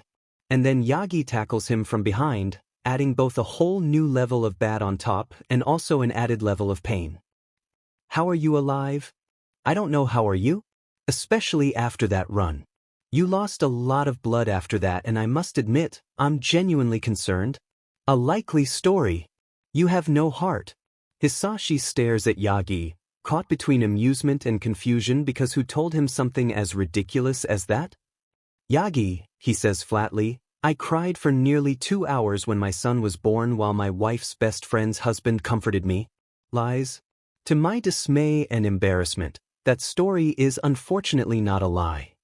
Wait, you mentioned a wife? Yes. Who would marry you? Her. Well, yes, I suppose that's evident. Yagi grumbles. Can't imagine why though. Hisashi can't either, and he may never know. In fact, he never will know. Inko can't ever tell him now. All for one. Are you crying? Yagi sounds so flabbergasted and shocked that if Hisashi was in an even slightly better mood he'd have laughed. Yes. My wife. I recently received news that she'd passed away. Oh. Yagi falls silent. His resentment of him subsided for the moment. I'm sorry for your loss. Hisashi nods. He knows that like most pleasantries and exchanges in social interactions, the statement is set out of nothing more than obligation and politeness, and so he responds similarly with nothing more than a short and slightly insincere thank you. An awkward silence falls between the two, made especially awkward due to Hisashi still brushing away his tears and that they are both currently standing in a dingy alleyway, so their interaction would not take place in the middle of the sidewalk. Eventually, Yagi tries to strike up a conversation. How many kids do you have? 2, both boys. I see, are they twins? No, they have a 4-year age gap. How old are they? Due to the fact that we are mortal enemies and that you would most likely stop at nothing to destroy me made evident by our battle 10 years ago, I will simply disclose nothing more than the facts that my youngest is in his teens and my oldest is nearly a legal adult. Yagi gives a curt nod at his extensive and oddly detailed response, and silence falls once again. How does one leave this situation? It seems neither of them has a clue. Yagi clears his throat awkwardly. Well, I better head back to my tower. Bye. Good luck with your kids. Yagi leaves. Oddly enough, after talking about his wife with Yagi, Hisashi feels marginally better about the whole situation. So occupied with what had just occurred, he'd completely forgotten the purpose of his long walk until he'd already opened the bar door. Wait, oh shit. Who's at the door? A voice calls. An unfamiliar voice. Izuku's voice. The screams in his head grow louder, and Hisashi knows, he just knows that his little brother is laughing at him from beyond the grave. A few days ago, Hisashi had drummed up the nerve to go to the orphanage to see Isuku. He hadn't been there at the time, and afterwards, Hisashi had been glad for it as he'd had no idea what to say in that situation at all. Hey kid, I'm your lost supervillain dad who somewhat abandoned you. Perfect. But meeting him here? That was going to be astronomically awkward. Kurogiri walks through the door, and Hisashi knows that if the misty being could display emotions, he would either be amused or exasperated. Possibly both. Nevertheless, Kurogiri takes pity on him. Nobody of importance. He calls out, before gesturing to Hisashi and the rarely used lounge room. Yes. Hiding from children because he's too afraid to face a 15-year-old. Great. If she wasn't already, Shimura Nana would be laughing right alongside his brother. Hisashi sighs and walks over to the computer from before, sitting down and jiggling the mouse to turn it on again. Closing his previous tabs, he opens a new browser page and taps at the keyboard. Google.com. Search, All Might. 6,059 results. All Might saves the day again. We can always rely on the symbol of peace to All Might interview. We managed to snag an exclusive interview with All Might versus Endeavor. Who is better? The top 2 heroes have always fought for the pro-hero. Hawks reveals his opinions on All Might. Hawks is a known Endeavor fan, but when it comes, is Endeavor secretly in love with All Might? If you've never seen Endeavor interact with All Might, does All Might hate Endeavor? Endeavor and All Might have never been the closest of. All Might, a complete history. His least popular age was his Bronze Age, mostly due to Hisashi size. Toshinori may be insufferable, but the rumors and drama surrounding him are somehow even worse. He browses through various articles and posts and theories for about half an hour before he eventually got sick of the endless blue, red, and yellow. So he switched to another topic. Search, USJ attack. He flicks through the various results, clicking on particularly interesting ones and ignoring the crackpot theories this time. He'll go back to them later.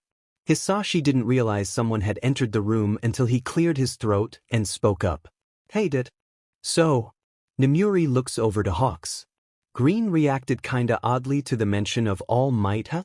She pauses, thinking back. Yeah, he did. I wonder why. Yagi.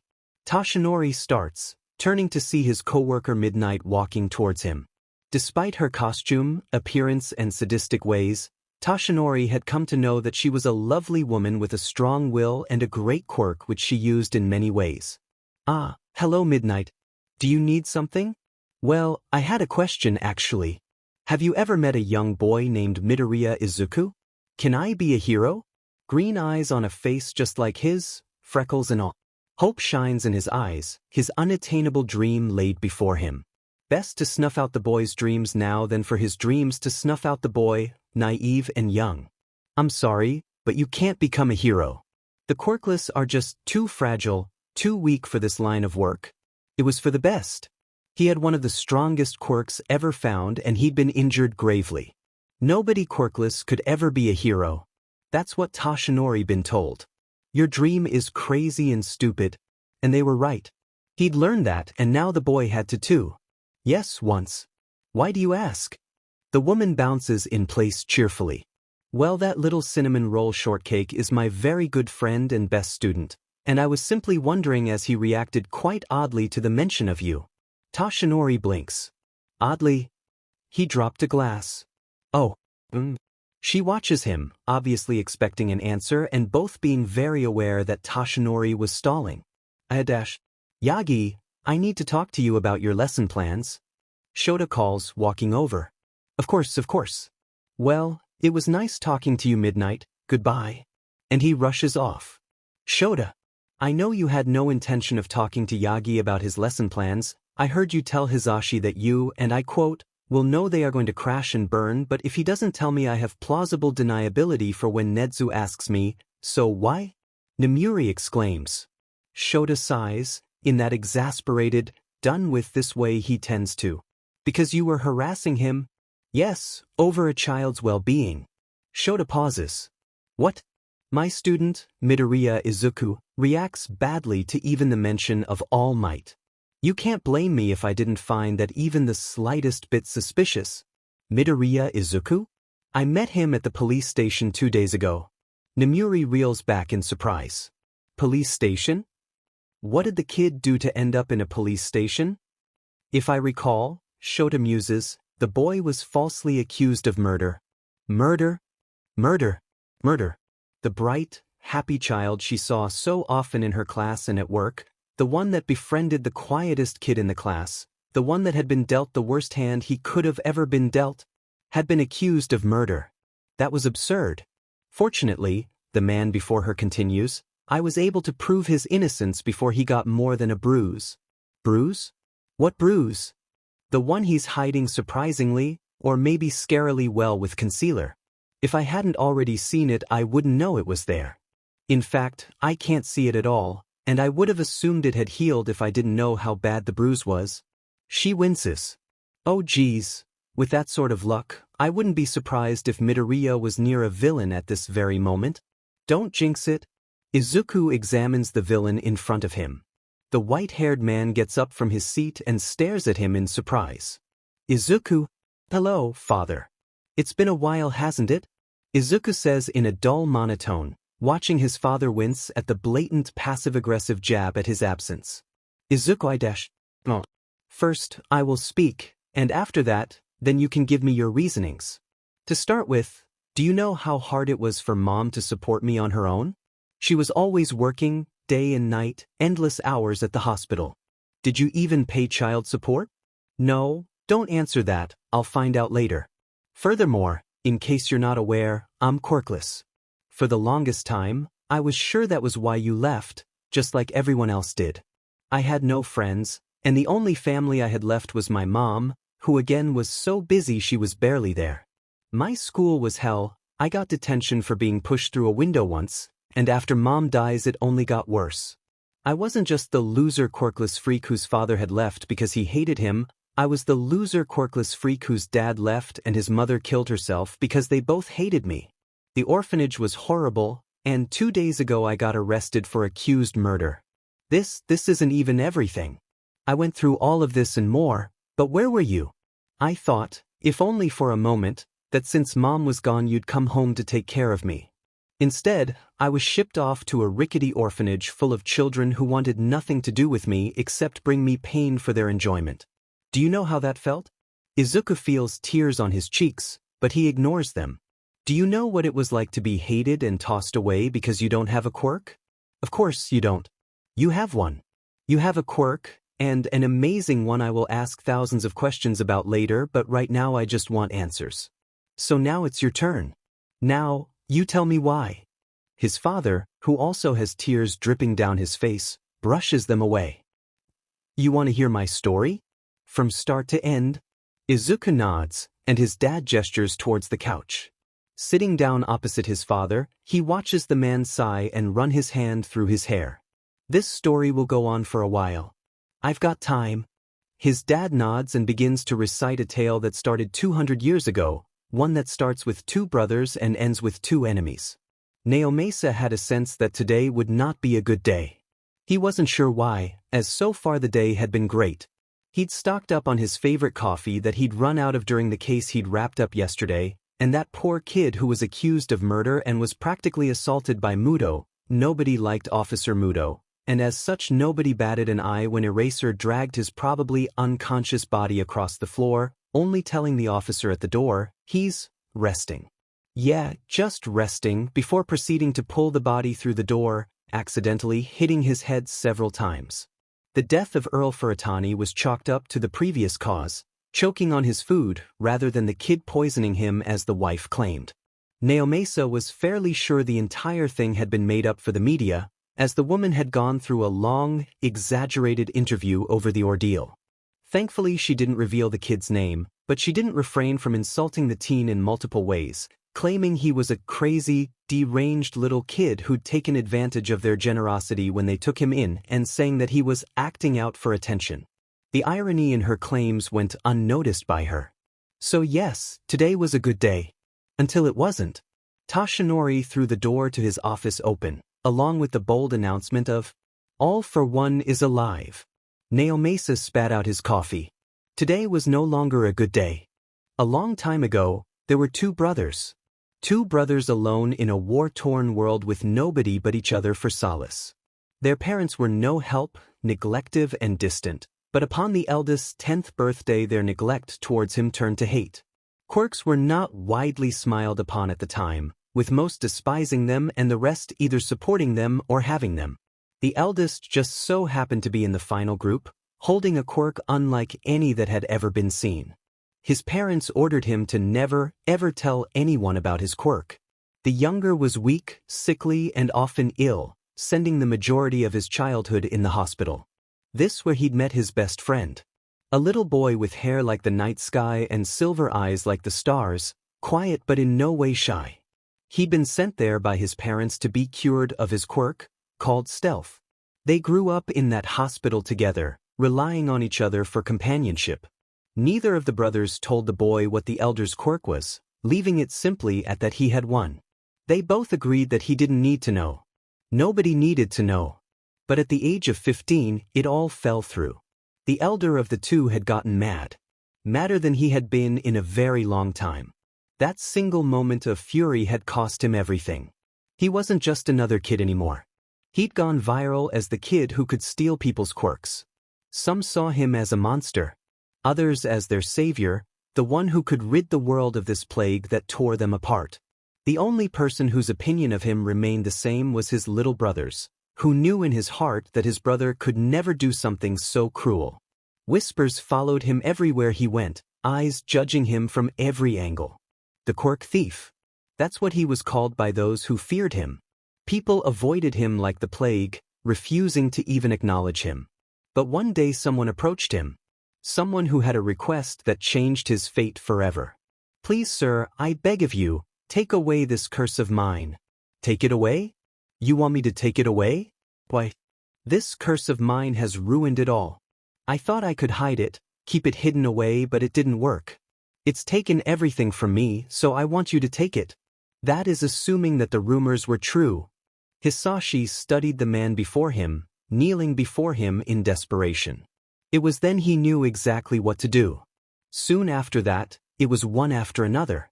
People came and asked for the same thing the man did, and Hisashi obliged, only asking for a favor in return from each, ones he could stock up for a rainy day. Like money, he told his brother. But instead it's favors. But eventually he got a different request instead. A request to give a quirk. Miraculously it worked. This time instead of a favor, he asked for allegiance. It couldn't hurt, right? That was what he'd told himself. It's a one-time thing only. It wasn't. Soon he had a following, bordering on an army. But his newfound reputation didn't come without repercussions. The government wanted him gone. But the government didn't know who he was. Hisashi was very, very careful about that. He couldn't live with himself if something were to happen to his allies, or the deities forbid it, his younger brother. Alas, like always, the powers above did not heed his request. His brother storms into the room, his expression holding a fury unknown. "Hisashi!" he yelled. "How could you?" They argued for hours, his brother throwing the cruelest of accusations at him. Eventually, his brother stormed out, leaving Hisashi to collapse onto the ground heartbroken and confused. He didn't know what had just happened. One day the younger brother decided that talking wasn't enough. So convinced of the wrongs he thought his elder sibling had done, he took action, wreaking his brother's work. The elders' organization, often known as the Quirk movement, was picking up speed and growing rapidly all over the world as quirks became more and more common. The eldest confronted his brother, and another argument ensued. This time, though, the younger walked away with something he didn't have before. A quirk. One that he didn't want, but one he was going to make use of. It all snowballed from there. The younger discovered his quirk had fused with his original quirk that he hadn't known existed. This fusion was named One for All, and it was passed down from holder to holder with the sole goal of defeating the elder brother. It was tiring and irritating, seeing one hero turn up after another with the bold proclamation of, "You killed my mentor. You must die," like they were some sort of Rumble McSkirmish knockoff. 200 years later, the elder brother sits retelling his tale to his smallest son, the boy listening intently. 200 years of fighting and uncertainty, sending his strongest and most loyal followers out into the field with the sad acceptance that he may never see them again, living every day knowing that everybody he held dear was always 10 steps closer to death than he was. Families are made only to fall apart. That was what Hisashi had decided so long ago at the young age of 9. 218 years after that, Hisashi remedied that statement with a new one. Families only fall apart if they aren't willing to stay together. He's already lost one family. He won't lose another. Isuku slumps in his seat, exhaustion weighing heavily on his shoulders. "You okay there, Midoriya? You look a little dead inside." Isuku turns to Shinso, who is eyeing him worriedly. "Yeah, I just spent a little too long playing video games with my brother last night." "Nothing to worry about," he flashes his friend a reassuring smile. Shinso frowns but doesn't push. As the teacher enters, Isuku puts his head down on the desk. It's only homeroom. Isuku doubts anything interesting will happen. "I came to see the best of the best, but all I see are a bunch of wimps." Izuku's neck snaps around to see Shinso of all people confronting 1A. "Shinso," he calls, mildly annoyed and slightly confused as to what the boy was doing. Everyone turns to him. As in, the whole freaking crowd. Trying and failing to ignore them, Izuku marches forward to grab his friend. For whatever reason, this annoys Kaken. "Izuku, what the fuck are dash?" He falls silent instantly as Izuku aims a very rare glare at him, staring at him with wide eyes. Small whispers rush through the crowd, but Izuku pays them no mind.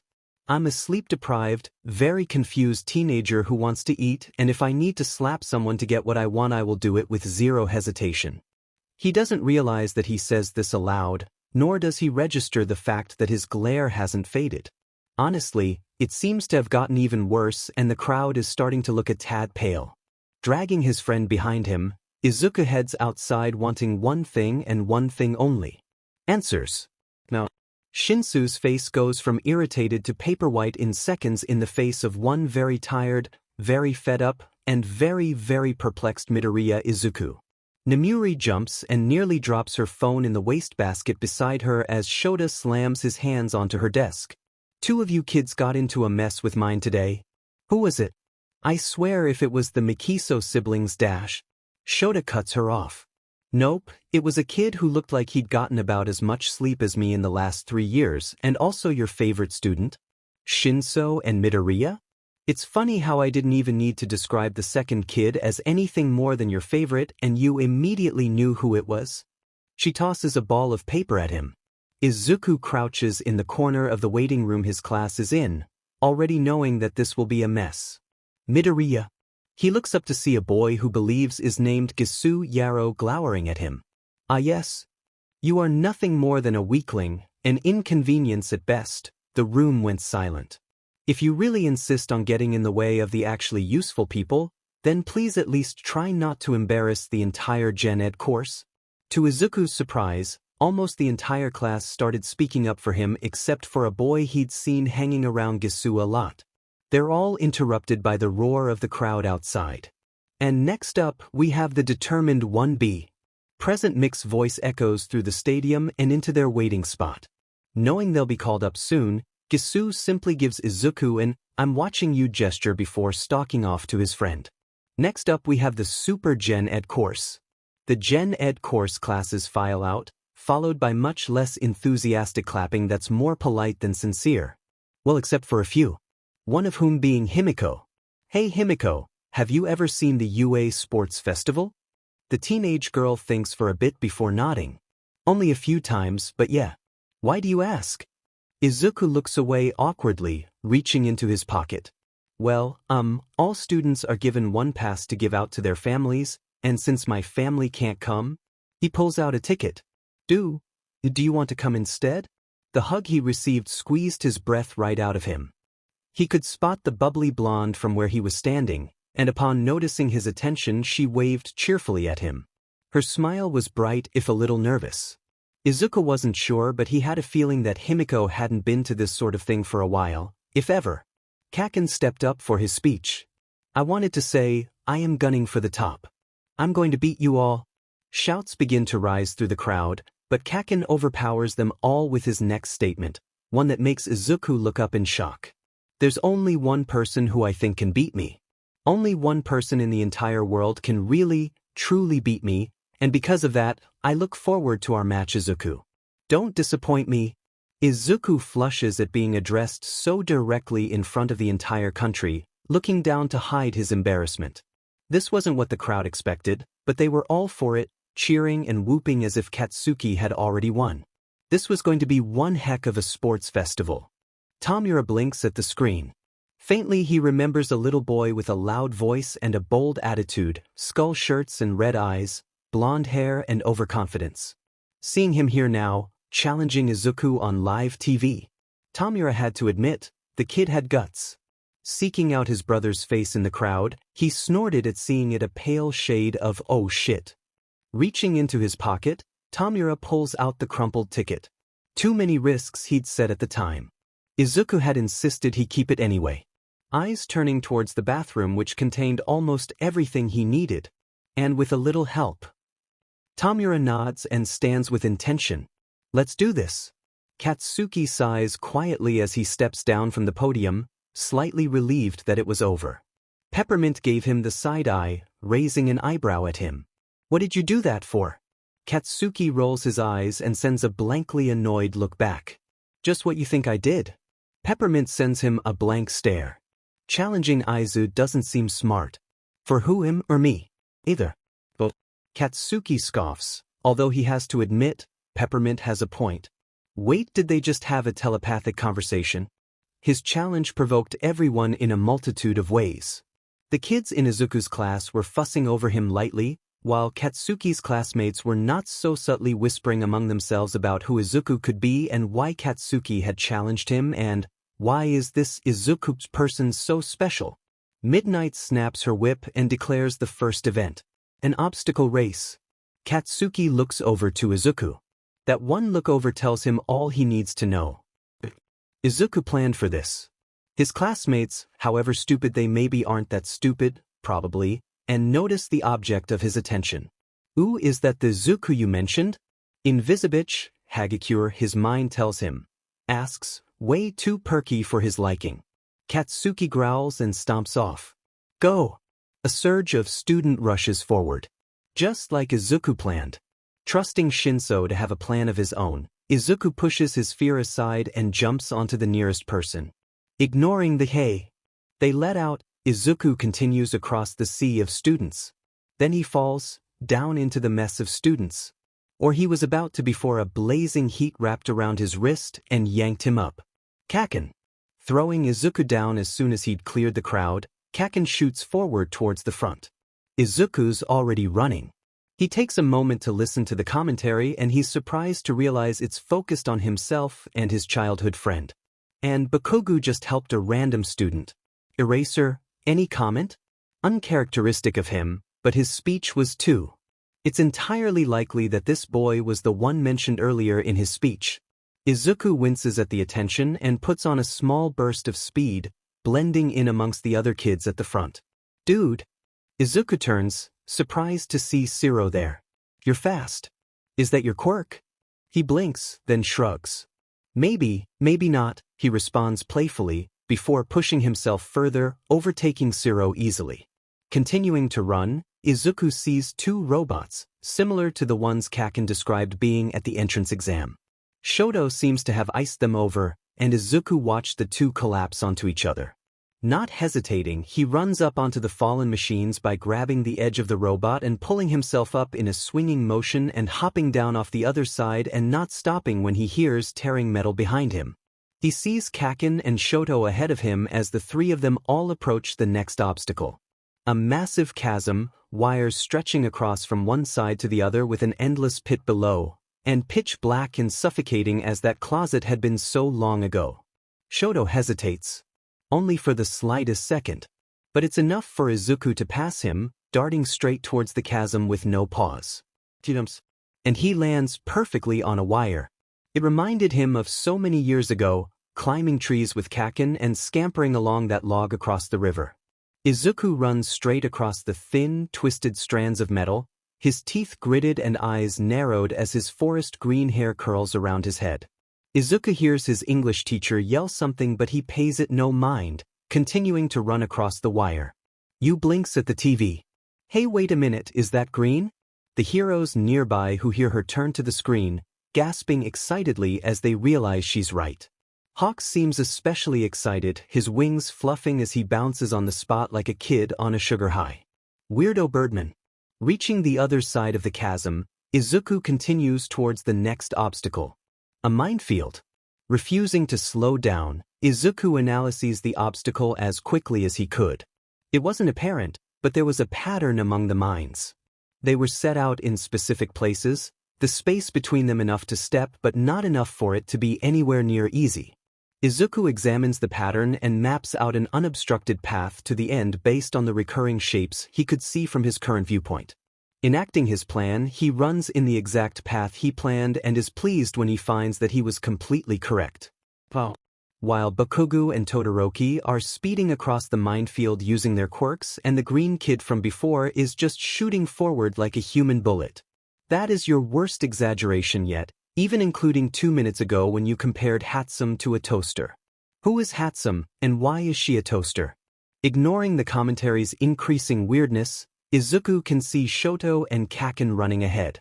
He pushes every ounce of strength, every shred of determination, every shard of stamina he had remaining into running. Izuku pushes past Shoto, who looks appropriately surprised, or as surprised as he could look, and watches the finish line approach. He smiles, ever so slightly.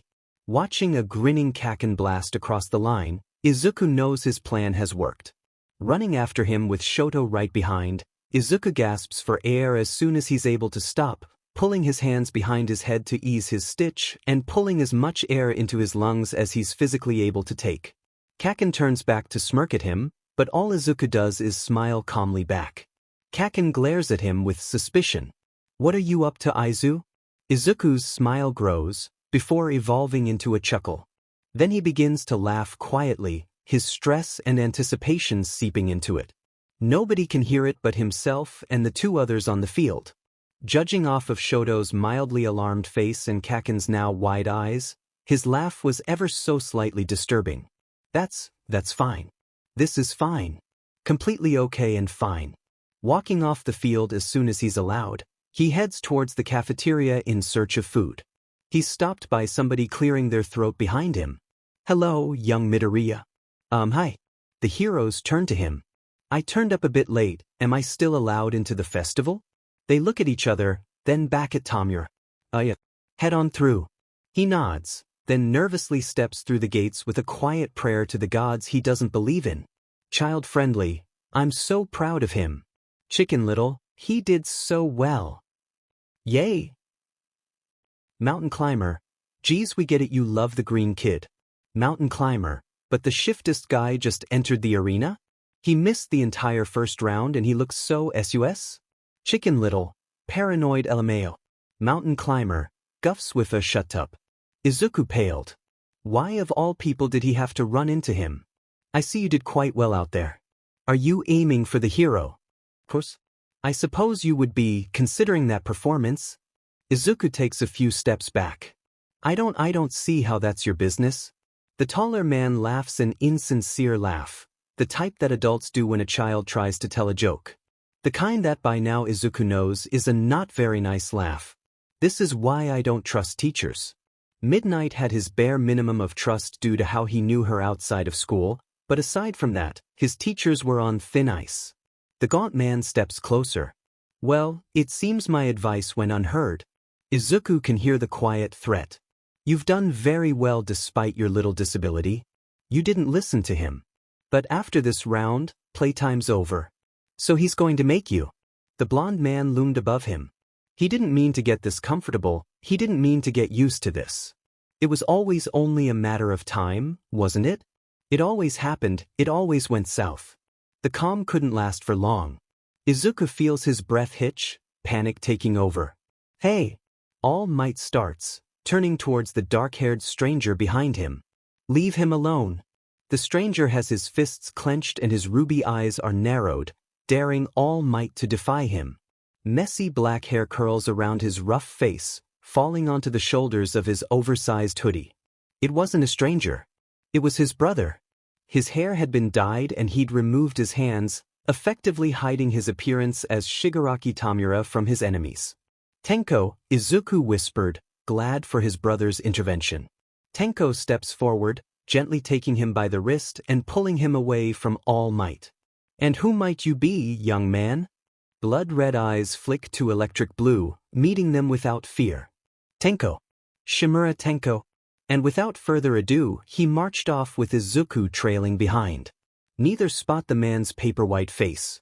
Cavalry battle? Midnight announces loudly, clearly excited for the event. Ignoring his classmates completely, Katsuki makes a beeline towards his childhood friend, who's already lost in thought-muttering strategies. Hey nerd, I'm joining your team. Izuku barely pauses to agree before diving into a whole new set of calculations factoring in his new teammate. It was then Katsuki noticed the vibrating pinkette beside him with various gizmos and gadgets that he knew Izuku would love to take apart. Katsuki narrows his eyes at her, and she responds with a maniac grin back. He slides over to Izuku and whispers, "Who the fuck is this psycho bitch?" Kaken. I'm so torn between admonishing you for insulting her and praising you for not doing it directly to her face. The response Katsuki gives him is a flat look. There's a sigh from behind them, and Katsuki does not jump. He doesn't.